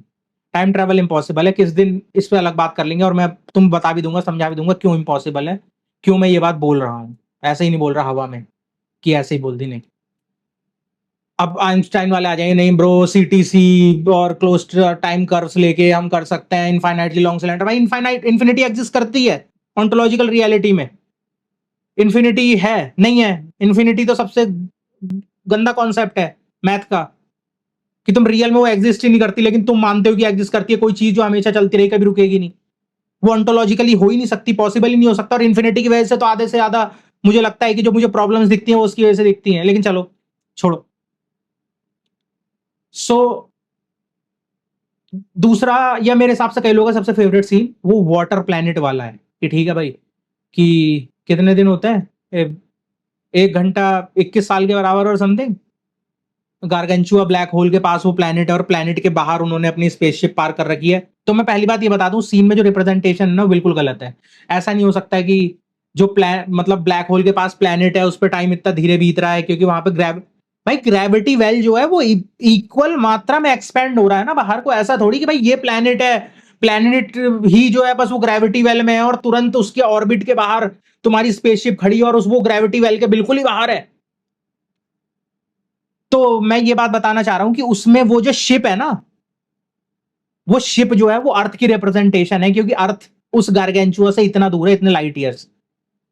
तो उस पे ग्रेविटी इतनी हल्की है, तो उस पे अर्थ की कंपैरिजन में इतना टाइम कम पास होगा। वो मूवी फिक्शन है, शुरू में ही बोल दिया ना मैंने। तो वो शिप जो है जिसपे उसका दोस्त होता है वो अर्थ की रिप्रेजेंटेशन है, कि अर्थ पे और गार्गेंचुआ के पास जो प्लेनेट है इस पे टाइम इतना स्लो है, इस पे क्योंकि इस पे ग्रेविटी वेल ज्यादा है, हाई ग्रेविटी। ठीक है, ये कॉन्सेप्ट दिखाया है। तो अब मजे की बात सुनते हैं, और आई होप तुम तैयार हो। सो सबसे बड़ी मजे की बात यह है कि जीटीआर में जो टाइम डायलेशन है वो दिखाया है इन्होंने ग्रेविटी में, कि जहां पे जितनी ज्यादा ग्रेविटी होगी टाइम उतना धीरे चलेगा, और जहां पे जितनी कम ग्रेविटी होगी टाइम उतना फास्ट चलेगा। ठीक है, जीटीआर यही बोलता है। अब इन्हें और एसटीआर में तो ये हो गया जितना तेज मूव करो, खैर वो तो ये कर भी नहीं पाएंगे, वो तो कभी नहीं कर पाएंगे मुझे नहीं लगता। जीटीआर वाला इन्होंने कैसे किया। और अब यहाँ पे सारा गेम आ जाता है कि जो लोग कहते हैं ना कि भाई उन्होंने एटॉमिक क्लॉक बनाई, उसे एरोप्लेन में लेके गए, उसे घुमाया अर्थ के चारों तरफ, और जब मैच किया तो टाइम डिफरेंस था। हाँ भाई, एटॉमिक क्लॉक क्या होती है किसी को पता है? इन लोगों ने सिर्फ इस थ्योरी को रखने के लिए, पता मीटर की जो डेफिनेशन थी उसे रिडिफाइन कर दिया। पहले मीटर जो था 1 मीटर, वो फिजिकल स्केल पे था आइंस्टाइन से पहले। बाद में इन्होंने मीटर को ही कर दिया कि 1 अपॉन 299.99 मीटर, वही 300,000 मीटर पर सेकेंड लाइट से 1 अपॉन डिवाइड कर दिया इन्होंने। तो मीटर को रीडिफाइन कर दिया लाइट की स्पीड पे। और टाइम के साथ क्या किया इन्होंने, टाइम के साथ क्या किया वो मैं तुम्हें बताने वाला हूं। ठीक है, क्योंकि सबसे मजेदार कहानी उस टाइम की ही है। इन्हें ये प्रूव करना था कि टाइम स्लो हो जाता है, और इन्हें ये ऑन्टोलॉजिकल रियलिटी में प्रूव करना था। ये बात मैंने किसी को बोलते हुए नहीं सुना। तुम लोगों ने सुना हो तो जरूर बता देना कि तुमने किसी को सुना है, और तुम में से किसी को इस पर मुझे चैलेंज करने आना हो तो आ जाना, या बताना हो कि मैं गलत हूं तो फिर से आ जाना। ठीक है, मैं तैयार हूं गलती मानने को अगर मैं हूं तो, और तुम अगर प्रूव कर सको तो। सो एटॉमिक क्लॉक क्या होती है? ठीक है, मैं तुम्हें बच्चों वाले तरीके से समझाऊंगा बिल्कुल। इन लोगों ने बनाई एटॉमिक क्लॉक, क्योंकि मैंने तुम्हें बताया था ना, जब तक आइंस्टाइन जिंदा था तब तक किसी घड़ी ने आइंस्टाइन को फॉलो नहीं किया, ना कोई घड़ी करती। तुम कितनी घड़ी जानते हो? तुम अपने घर वाली दीवार घड़ी जानते हो, तुम मान लो वॉल ये कुकू क्लॉक जानते होगे, तुम ये रिस्ट वॉच जानते होगे, क्वार्ट्ज हो गई, ठीक है, ऑटोमेटिक हो गई, बैटरी वाली हो गई, डिजिटल हो गई, पेंडुलम क्लॉक हो गई, इसमें पेंडुलम ऐसे हिलता है। ठीक है, यही सारी क्लॉक्स हैं जो तुम जानते हो। इनमें से कोई क्लॉक फॉलो नहीं करती। तो इन्होंने क्या कहा, भाई अब फॉलो तो करवाना है तो क्या करें? तो इन्होंने कहा कोई एक ऐसी चीज ढूंढो यार, मतलब जो अलग अलग इफेक्ट दिखाती हो ग्रेविटी में, और मतलब कम ग्रेविटी में अलग दिखाती हो, ज्यादा ग्रेविटी में अलग दिखाती हो। तो जब ये ढूंढने निकले तो इन्होंने कहा, क्योंकि आइंस्टाइन की थ्योरी को तो भाई सच बनाना है, अब जबरदस्ती सच बनाना है उसे हमें, ठीक है, तो इंजीनियर करेंगे अब हम प्रूफ। तो इन्होंने चूज किया सीजियम एटम। 1 सेकंड की डेफिनेशन इन्होंने सीजियम एटम के बेस पे रिडिफाइन करी। 1 second is equal to 9.1 billion oscillation of caesium atom, जिसमें वो अपनी हाइपर फाइन स्टेट चेंज कर लेता है प्लस माइनस की। ठीक है, तो ये चीज मेन ध्यान रखना, 9.1 billion oscillation is equal to 1 second.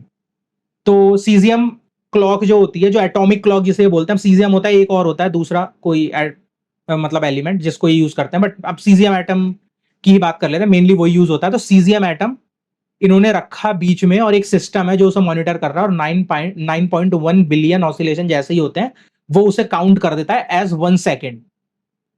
ठीक है, तो जब तुम्हें पता है कि वो सिस्टम जो है वो बस ये मॉनिटर करता है कि 9.1 बिलियन ऑसिलेशन जैसे ही हो 1 सेकेंड काउंट कर दो, और फिर जैसे ही वो 2 सेकेंड, फिर जैसे ही वो 3 सेकेंड, वो सिस्टम मॉनिटर करता रहता है और जैसे ही हुए वो कर दो। लेकिन इन्हें सीजियम एटम के बारे में ये भी पता था कि सीजियम एटम का ऑसिलेशन रेट जो है वो ज्यादा ग्रेविटी में कम होता है और लोअर ग्रेविटी में फास्टर हो जाता है। अब बहुत सारे लोगों को ये चीज समझ में नहीं आएगी, तो मैं और क्लियर समझाता हूँ। ठीक है, इसके लिए मैं तुम्हें एक एनालॉजी दूंगा। अगर तुम कभी ट्रेडमिल पे गए हो, तुम कभी जिम में गए हो, ठीक है, ट्रेडमिल होती है, तुम उसके ऊपर दौड़ते हो, तुम्हारे सामने स्क्रीन होती है, और उस पर लेट से तुम्हें 5 किलोमीटर या तुम्हें 10 किलोमीटर का डिस्टेंस तय करना है, या 1 किलोमीटर का, कुछ भी। मैं ये बात बोलना चाह रहा हूं, तुमने वो चीज सेट कर दी, जैसे 9.1 बिलियन ऑसिलेशन पे काउंट पूरा हो जाएगा, वैसे ही तुमने कहा कि भाई 10 किलोमीटर मुझे इस ट्रेडमिल पे दौड़ना है। और अब जो स्पीड वाली सेटिंग होती है जिसमें तुम स्पीड बढ़ाते हो कि तुम 2 किलोमीटर पर आवर की रफ्तार से दौड़ोगे, 3, 5, 7, तो डिस्टेंस तो वो सेम ही रहेगा जो स्क्रीन पे है। लेकिन अगर तुम मान लो अभी तुमने 2 किलोमीटर पर आवर की रफ्तार पे दौड़ रहे हो, तुमने सेटिंग में 2 किलोमीटर कर दिया, और तुम धीरे धीरे दौड़ रहे हो, तो तुम्हें ज्यादा टाइम लगेगा उस सेम डिस्टेंस को दौड़ने में। लेकिन अगर तुमने 5 कर दिया तो कम टाइम लगेगा, 10 कर दिया तो और कम टाइम लगेगा, राइट? क्योंकि जो वो डिस्टेंस है वो तो डिस्टेंस ही काउंट कर रहा है, उसे इससे मतलब थोड़ी है कि रेट स्लो हो रहा है या फास्ट हो रहा है। तो बस ये गेम था। इन्हें पता था कि जो ऑसिलेशन का रेट है ना, जो ऑसिलेशन ऐसे ऐसे ऐसे ऊपर नीचे होता है वेव की तरह, इन्हें पता था कि ये ज्यादा ग्रेविटी में ऑसिलेशन बहुत जल्दी जल्दी होता है। तो यानी कि जब बहुत जल्दी जल्दी हो रहा है, सॉरी, ज्यादा ग्रेविटी में बहुत धीरे धीरे होता है, तो यानी ज्यादा ग्रेविटी में जब बहुत धीरे धीरे हो रहा है तो 1 सेकंड काउंट होने में बहुत लंबा टाइम लगेगा, और कम ग्रेविटी में बहुत जल्दी जल्दी होता है, तो यानी 1 सेकंड काउंट होने में बहुत कम टाइम लगेगा। और अब क्योंकि हमने डेफिनेशन को रीडिफाइन कर दिया इसके ऑसिलेशन पे, 9.1 बिलियन ऑसिलेशन इज 1 सेकंड, तो बस 9.1 बिलियन ऑसिलेशन ही देखना है। स्पीड तो हमें पता है कि कैसे कम ज्यादा हो रही है, कि ज्यादा ग्रेविटी में स्पीड बहुत धीरे चल रही है तो बहुत लंबा टाइम लग रहा है, कम ग्रेविटी में स्पीड तेज चल रही है तो बहुत कम टाइम लग रहा है। और हमने बस ये बात बोल दिया इसी के बेसिस पे कि जो टाइम है वो डायलेट हो रहा है, क्योंकि 9.1 बिलियन ऑसिलेशन ज्यादा ग्रेविटी में बहुत टाइम ले रहे हैं होने में, और कम ग्रेविटी में बहुत जल्दी हो जा रहे हैं।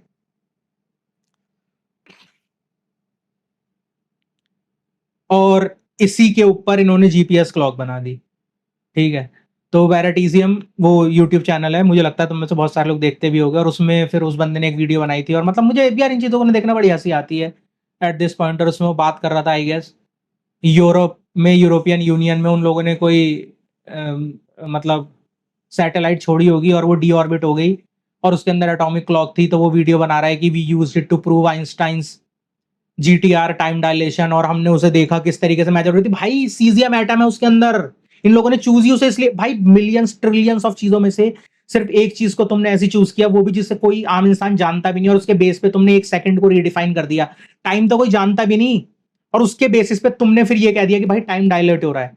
तो वही सीजियम क्लॉक, अर्थ के सरफेस पे ग्रेविटी ज्यादा होती है और ऊपर आसमान में कम होती है, तो वही सीजियम क्लॉक इन लोगों ने 90s में एक्सपेरिमेंट किया था कि एरोप्लेन में ये लोग डाल के ले गए थे नीचे, यूएस नेवी में सिंक कर ली एटॉमिक क्लॉक प्लेन में डाल के, और 2-3 दिन उसे घुमाया ऊपर 30,000 40,000 फीट पे, तो भाई वहां पे उसका ऑसिलेशन रेट जो है फास्टर हो गया। और बाद में जब लेके आए और मैच करी, अरे देखो मैच नहीं हुआ, ये फास्ट चला ये स्लो चला।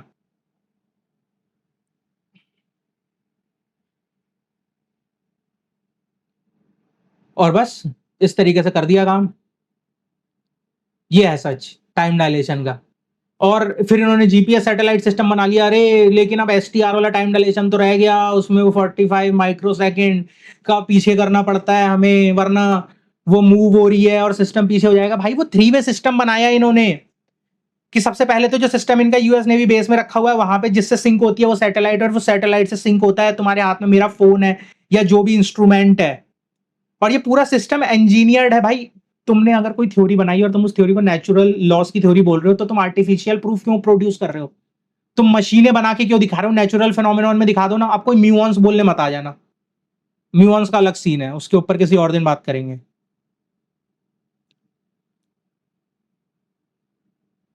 तो मुझे लगता है कि यार मतलब मैंने सब कवर कर ही दिया। तो ब्लैक होल नहीं होते तो बिग मतलब सिंगुलैरिटी नहीं होती तो ब्लैक होल नहीं होते तो बिग बैंग नहीं होता, फिर इन्फ्लेशन ही नहीं है, ना डार्क एनर्जी ना डार्क मैटर, पूरा हाउस ऑफ कार्ड है। एक चीज को हटाओ तो सब गिर गया, स्पेस टाइम नहीं है तो कुछ नहीं है, और कोई प्रूव नहीं कर सकता। भाई इक्वेशन में सही है, पेपर पे लिख दो, मैं कोई डिबेट नहीं कर रहा। ऑन्टोलॉजिकल रियलिटी मत बोल देना किसी भी चीज को, ठीक है? मैं ये बात बोल रहा हूँ तुमसे, रियल में टाइम स्लो नहीं होता। हाँ सॉरी, तो मैंने ये जीपीएस तुम्हें पूरा एटॉमिक क्लॉक वाला एग्जांपल क्यों दिया, क्योंकि मैं भूल गया था, हम बात कर रहे थे इंटरस्टेलर की, राइट? तो इंटरस्टेलर में वाटर प्लैनेट वाला सीन जो है कि अगर तुम उस शिप पे हो और तुम्हारे लिए 1 घंटा उस प्लैनेट पे 21 साल उस शिप के बराबर है, तो सबसे बड़ी चीज पता है, साइंस हंसता है लोगों पे और लोग इस चीज को जानते भी नहीं है। टाइम स्लो होता है, इससे तुम क्या समझते हो? तुम्हें यही लगता होगा ना टाइम स्लो होता है, इसका मतलब ये होता है कि यार एक इंसान जल्दी बूढ़ा होगा और एक इंसान धीरे बूढ़ा होगा, एक इंसान जल्दी मरेगा और एक इंसान धीरे मरेगा। नहीं, साइंस ये नहीं मानता।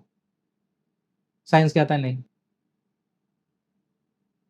एटॉमिक क्लॉक के अंदर उन्होंने ये कह दिया कि इफ, बेसिकली इफ नहीं, रियल में time is the measurement of change. और उन्होंने ये बात बोल दी कि भाई सीजियम एटम का जो ऑसिलेशन चेंज रेट है, उसी रेट पे सारी प्रोसेसेस होती हैं, कि मेरी बॉडी का भी, मॉलिक्यूलर भी, ब्लड पंपिंग भी, एक पेड़ का भी, एक सारी चीजें, और उन्होंने इक्वल कर दिया। तो चलो अब यहाँ पे मुझे तुम्हें मेन चीज बतानी थी जो मैं तुम बताना चाह रहा हूँ। वाटर प्लैनेट वाला सीन में सबसे बड़ा इंपैक्ट क्या क्रिएट करता है कि जब वो बंदा आता है, वो जवान होता है और उसके दोस्त बूढ़े होते हैं ना। इस चीज को पूछ लेना कहीं पे भी जाके जो मैं बोलने वाला हूँ। एक प्लैनेट पे जिसकी ग्रेविटी 100 टाइम्स मोर देन अर्थ है, तुम अगर ले जाओ एक रिस्ट वॉच को, एक पेंडुलम क्लॉक को, एक डिजिटल क्लॉक को, एक क्वार्ट्ज क्लॉक को, एक एटॉमिक क्लॉक को और एक जिंदा ह्यूमन को, और रख दो, तुम्हें पता है टाइम किसका स्लो होगा? टाइम सिर्फ स्लो होगा उस एटॉमिक क्लॉक का। तुम्हें लगता है तुम लंबे जियोगे? नहीं, तुम मुश्किल से मुश्किल 5 मिनट में मर जाओगे, क्योंकि तुम्हारी बॉडी इतनी हाई ग्रेविटी के लिए बनी नहीं है, तुम्हारा हार्ट ब्लड पंप नहीं कर पाएगा। और इसका आंसर पता है साइंस क्या देता है? साइंस ये कहता है you are not an ideal clock, तुम आइडियल क्लॉक ही नहीं हो। सीजियम एटम तो फॉलो कर रहा है ना, तो हमारी थ्योरी तो सही हुई। ये आंसर है साइंस का। जाकर रिसर्च कर लेना, इस पर चैलेंज करना हो तो आ जाना चैलेंज करने। बायोलॉजी जो रिएक्ट करती है ना हायर ग्रेविटी को, उसके बारे में समझो तो तुम्हें पता चलेगा। ये बात बोल देना कि एक 100 टाइम्स मोर ग्रेविटी वाले, 100x ग्रेविटी वाले प्लेनेट पे तुमने अर्थ से हमें आज रख दिया, तो मैं लंबा जीऊंगा? नहीं, 5 मिनट भी बहुत ज्यादा बोल रहा हूँ, मर जाऊंगा उससे पहले ही। बोन डेंसिटी, हड्डियां, मेरा वेट खुद को ही दबा देगा। लेकिन एटॉमिक क्लॉक चलेगी बराबर, क्योंकि भाई उसका तो ऑसिलेशन रेट स्लो हो गया। और उन्होंने तो बोला है कि भाई हम तो 1 सेकंड बोल रहे थे, 9.1 बिलियन ऑसिलेशंस को देखो वो बराबर चल रहे हैं, तो वो सही है। तुम मर गए तो हमें उससे फर्क नहीं पड़ता, तुम आइडियल क्लॉक ही नहीं हो। तुमने ये क्या सोचा कि हमने कहा टाइम स्लो हो जाएगा, तुम लंबा जियोगे? तुमसे ये किसने कह दिया कि तुम ट्विन पैराडॉक्स बना लो? भाई इसको ले आके तुम कह रहे हो कि बंदे मतलब बूढ़े हो रहे हैं और यंग हो रहे हैं क्या? हमने तो कभी कहा ही नहीं है, तो तुमने खुद बनाई, ये बोलता है साइंस। ये मेन चीज है, ये कोई नहीं बताएगा। मैंने बहुत वीडियो देखी, किसी ने नहीं बताया, खुद ही एग्जाम्पल क्रिएट करना पड़ा इतना समझने के बाद। तो तुम में से बहुत लोगों के उसमें वो आ रहे होंगे दिमाग में क्वेश्चन कि यार अगर इतना सब कुछ है तो यार मतलब कोई बात क्यों नहीं करता, ये अभी तक चल कैसे रही है, ये है वो है। तो मैं तुम्हें ये भी बता दूं कि नासा जो है ना, आज भी आइंस्टाइन का फ्रेमवर्क यूज नहीं करता, एक्सेप्ट ये क्लॉक जो हो गई ना, क्योंकि अब क्लॉकिंग के लिए इससे अच्छा सिस्टम नहीं है, आर्टिफिशियल ही सही। तो इसके अलावा रॉकेट बाहर भेजने के लिए या जितने भी ऑपरेशंस नासा प्लान करता है, वो न्यूटोनियन मैकेनिक्स यूज करते हैं, आइंस्टाइन का फ्रेमवर्क यूज नहीं करते। आइंस्टाइन का फ्रेमवर्क कहीं यूज नहीं होता। ज्यादा से ज्यादा लोग एग्जांपल देंगे, तुम्हें बोलेंगे जीपीएस क्लॉक, जीपीएस सैटेलाइट्स में, वो मैंने तुम्हें बता ही दिया। कोई आ जाएगा बोल देगा अरे सर्न में हो तो रहा है ये वो, भाई वहां पे पार्टिकल एक्सेलरेट हो रहा है, वहां पे सर्न में उसका फ्रेमवर्क क्या लगा रहे हो तुम यार? मतलब कोई आ जाए भाई न्यूक्लियर रिएक्टर के अंदर, हाँ हटा दो भाई, चलता रहेगा न्यूक्लियर रिएक्टर, अरे जो मैंने तुम बोला न्यूक्लियर बॉम्ब में इज इक्वल टू, नहीं वो भी निकाल दो, वो भी बन जाता, वो बिना उसके ही बना है। तो आइंस्टाइन का फ्रेमवर्क कहाँ यूज होता है, मैंने बहुत ढूंढा रियल में, ऑन्टोलॉजिकली, कि कोई भाई बंदा वो यूज कर रहा हो, नहीं। आइंस्टाइन के फ्रेमवर्क में पीएचडी कौन कर रहा है, सिर्फ किप थॉर्न कर रहा था लंबे टाइम तक, वरना बहुत सारे लोग तो छोड़ चुके हैं। और फिर भी लोग यही है, वही रिपीट करते रहते हैं कि भाई आइंस्टाइन ने ये कर दिया वो कर दिया। गलत। आइंस्टाइन को इसलिए नहीं बोल सकते, मतलब ये अकेडमिया आइंस्टाइन को कभी ये सारी चीजें इसलिए नहीं बताएगा, जो मैंने तुम्हें बात बताई ये कोई कभी इसलिए नहीं बताई, क्योंकि अकेडमिया में तो तुम ये बात कभी बोल ही नहीं सकते कि तुम आइंस्टाइन के फ्रेमवर्क को क्वेश्चन कर रहे हो, क्योंकि तुमने कर दिया तो तुम्हें वहां से बाहर निकाल देंगे। ठीक है, ये लोग साइंस इवेंजलिस्ट हैं। नील deGrasse टाइसन ने तो लाइव टीवी पे बोल रखा है कि आइंस्टाइन गलत साबित नहीं हो सकता। तुम सोचो कितनी बड़ी बात है, आइंस्टाइन गलत साबित नहीं हो सकता। लोग बोलते हैं भगवान के लिए भगवान गलत साबित नहीं, भाई चर्च बना दिया आइंस्टाइन का, ब्लास्फेमी है आइंस्टाइन के खिलाफ कुछ बोलना, देखना मुझे कितने लोग आ जाएंगे अटैक करने, अगर इस पे व्यूज आए 20-25 से ज्यादा तो। मतलब बात यह है कि आइंस्टाइन ने 1915 में थ्योरी दी थी, 100 साल से ज्यादा हो चुके हैं, इतने $22 ट्रिलियन खर्च हो गए होंगे थ्योरी पे, इतने सारे लोगों ने पेपर लिखे होंगे, जो मर भी गए होंगे, अपनी पूरी जिंदगी दे दी, उसके बाद नोबेल प्राइज भी मिल गए आर्थर पेनरोज, किप थॉर्न, इन सबको, इन फील्ड्स में। और आइंस्टाइन को गलत मान लेना यानी कि तुम समझ रहे हो पूरा सेक्टर गलत मानना, तुम्हें ये मानना पड़ेगा कितने लोगों ने बर्बाद कर दिया, कितने लोगों ने झूठ बोला, कोई सच मानने को तैयार ही नहीं था, जो ये कभी नहीं होने देंगे। इसलिए ये बोलना कि वो गलत था, नहीं वो गलत है, फिर भी उसे पढ़ाते रहो, वो कहीं यूज नहीं होता, फिर भी उसे पढ़ाते रहो, बोलते रहो। लेकिन मुझे नहीं लगता कि ये और लंबे टाइम तक चलेगा, मुझे नहीं लगता नेक्स्ट 100 ईयर्स में ये लोग फिर भी मानेंगे कि आइंस्टाइन सही था। ठीक है, बहुत सारे रिसर्च पेपर्स पब्लिश्ड हैं आइंस्टाइन की थ्योरीज के खिलाफ भी, और मतलब वही कि हाउस ऑफ कार्ड्स है भाई, लेकिन अकेडमी प्रोटेक्ट करता है ना, इन्होंने चर्च बना दिया ना अपना। एक इंसान ने बोल दिया भाई भगवान है, ये बोलता है एम्पेरिकल प्रूफ दिखा दे भाई, हमें दिखा दे, मैं बोल रहा हूँ, तुमने बोला, आइंस्टाइन ने बोला स्पेस टाइम फैब्रिक है, दिखा दे भाई, कहाँ है, ब्लैक होल है, दिखा दे भाई, कहाँ है। मैथ मैथ में तुमने पेपर पे ही तो बना दिया, टाइम डायलेट हो रहा है, किसी ने देखा है आज तक टाइम डायलेट होते हुए? अरे नहीं भाई, म्यूऑन्स जो हैं वो पहुंच जाते हैं, उनके पास इतना टाइम नहीं होता, उनकी जो लाइफ हाफ लाइफ होती है वो कम होती है, वो भाई अलग चीज है, उनके लिए क्या होता है। तो म्यूऑन्स वाला एग्जांपल जो देते हैं उन पे तो भरोसा ही मत करो, नेचुरल फिनोमिनॉन है, वो किस तरीके से आता है तुम नहीं जानते, तुमने इन्फर कर लिया कि हाँ हमारा फॉर्मूला सही है, ये जानता है कि इसके लिए टाइम स्लो हो रहा है, ये आइंस्टाइन को जानता था, आइंस्टाइन क्रिएटर है, आइंस्टाइन ने दुनिया बनाई है, वो जानता है इसके सारे रूल्स, उसने लिख दिए।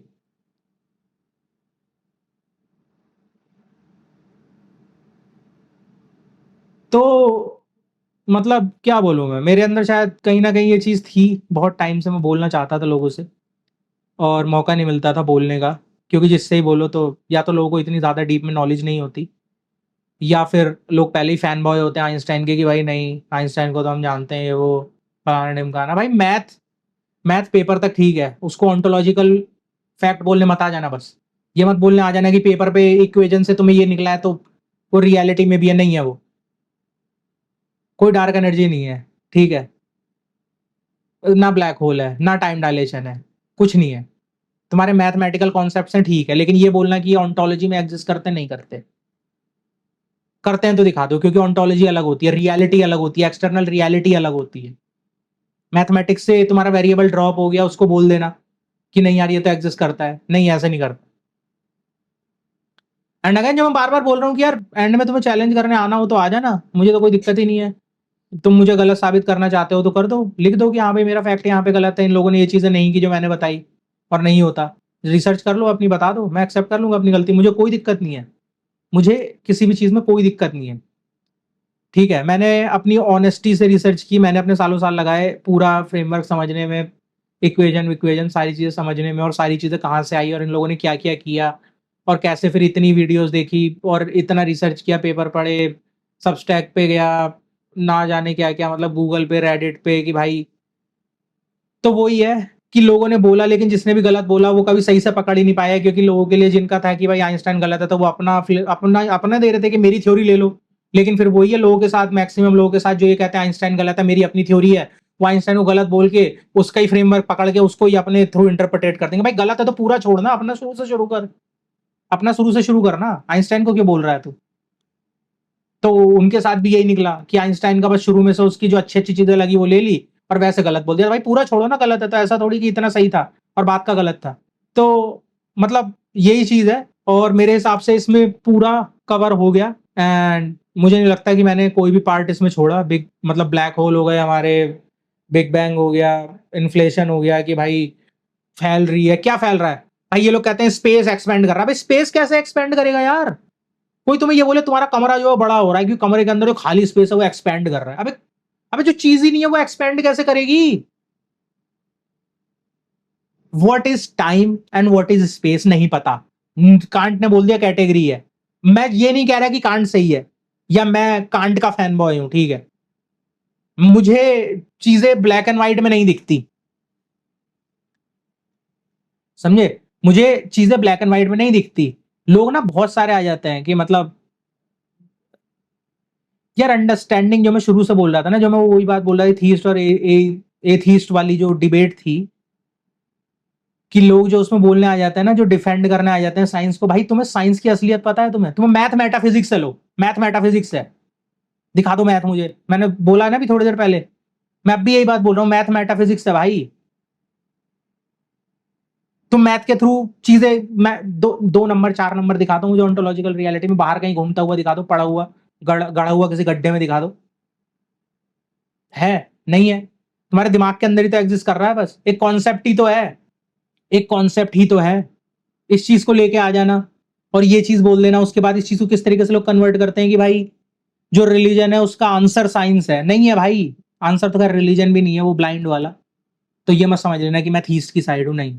मैथ के ऊपर भी वीडियो बनाऊंगा आगे, मैंने बोला था फिलोसफी ऑफ मैथ के ऊपर, फिलोसफी ऑफ साइंस के ऊपर ही बनाएंगे। तो concept like light, space, time और ये सारी बातें करेंगे, और एनर्जी क्या होती है और ये सारी चीज़ें जो हमें कहीं पता भी नहीं चली। और बस मेटाफिजिक्स के ऊपर ही पूरा खड़ा है सिस्टम, मैथ में भी मेटाफिजिक्स के ऊपर ही खड़ा है।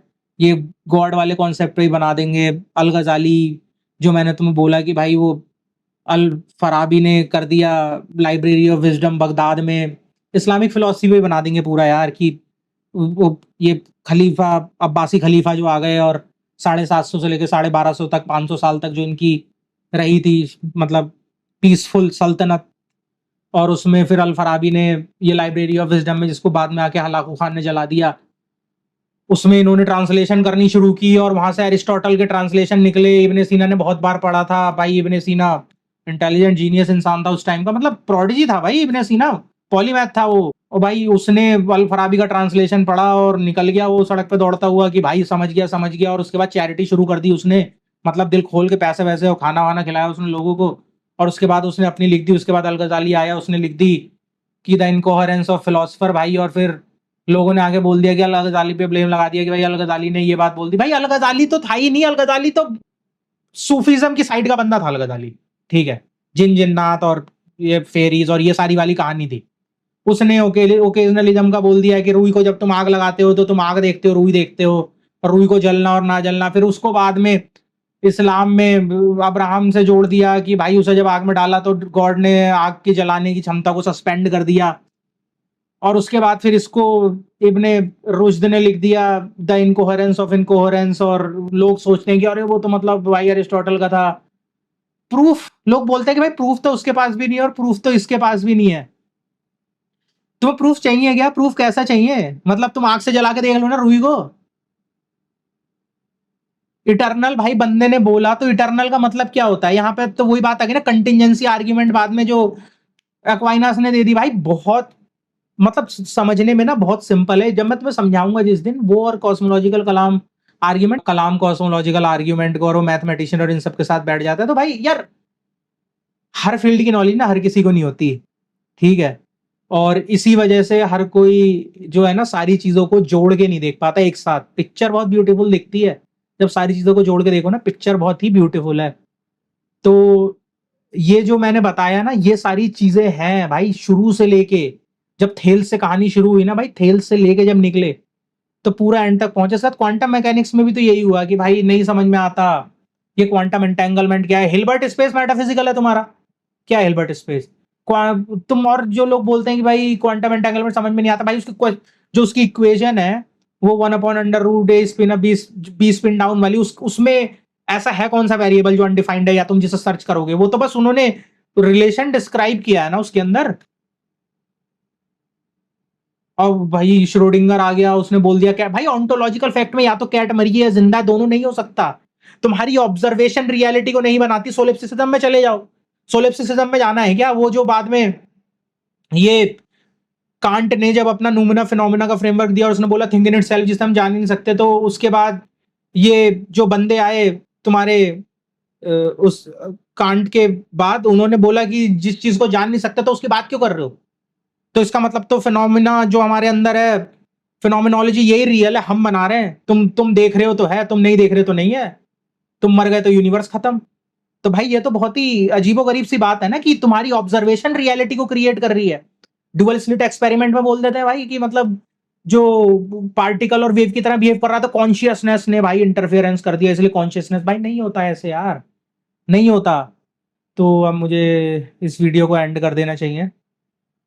तो बता देना, मतलब अगेन लास्ट बार, फैक्ट में थोड़ा इधर उधर हो सकता हूँ तो वो ठीक कर देना। उसके लिए मैं कुछ, मुझे लगता नहीं कोई बड़ी बात होगी, कोई मेजरली ऐसा फैक्ट इधर उधर हुआ होगा। और बाकी तुम्हें मुझे चैलेंज करना है तो तुम आ जाना, तुम्हें मुझे कुछ गलत साबित करना है तो आ जाना, बता देना, कमेंट में लिख देना। और मैं शायद रिप्लाई करूँ ना करूँ, नहीं तो नेक्स्ट वीडियो बनाऊंगा जो भी है।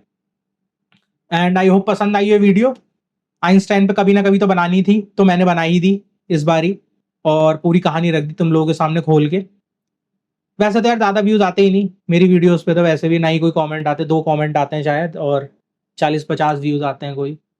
तो बट कोई नहीं, मैं बनाता रहूँगा। इसके बाद फिलॉसफी में चलते हैं। मैं सोच रहा था इसके बाद मेरी वीडियो आने आएगी शोपेनहावर पे, और शोपेनहावर के बाद बनाऊँगा हाइडेगर पे। शोपेनहावर में मेनली उसकी जो बुक है, इनकी बुक्स पे बनाऊँगा। शोपेनहावर की जो the world as will and representation है, मुझे लगता है कि उसे कोई समझा भी और वो क्या कहना चाह रहा था वो भी साफ शब्दों में रख पाया। और उसके बाद हाइडेगर, भाई हाइडेगर तो मतलब बंदा ही अलग है यार। उसकी जो बुक है बीइंग एंड टाइम, भाई वो तो मतलब अलग ही, मतलब एग्जिस्टेंस की जो बात की ना उसने। और ये दोनों मैं इसलिए कर रहा हूँ क्योंकि जो हाइडेगर की है वो थोड़ी शोपेनहावर से जुड़ी हुई है।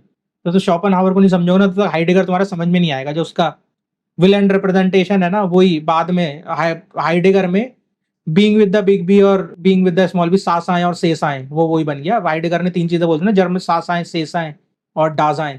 तो सासाएं बन गया था being with the big B, सेसाएं बन गया being with the small B, और डाजाएं बन गया human being. Even human being में भी वो मटेरियल बॉडी की बात नहीं करता। सो चलो, ये नेक्स्ट वीडियो होंगी। और बाकी तुम मुझे बता देना कि कैसा लगा, क्या लगा। कोई कुछ कमेंट करना हो, कुछ बोलना हो, थोड़ा हाइप अप करना हो भाई को, अच्छा लगेगा। ठीक है। So yes, this is the end. Peace out guys, take care.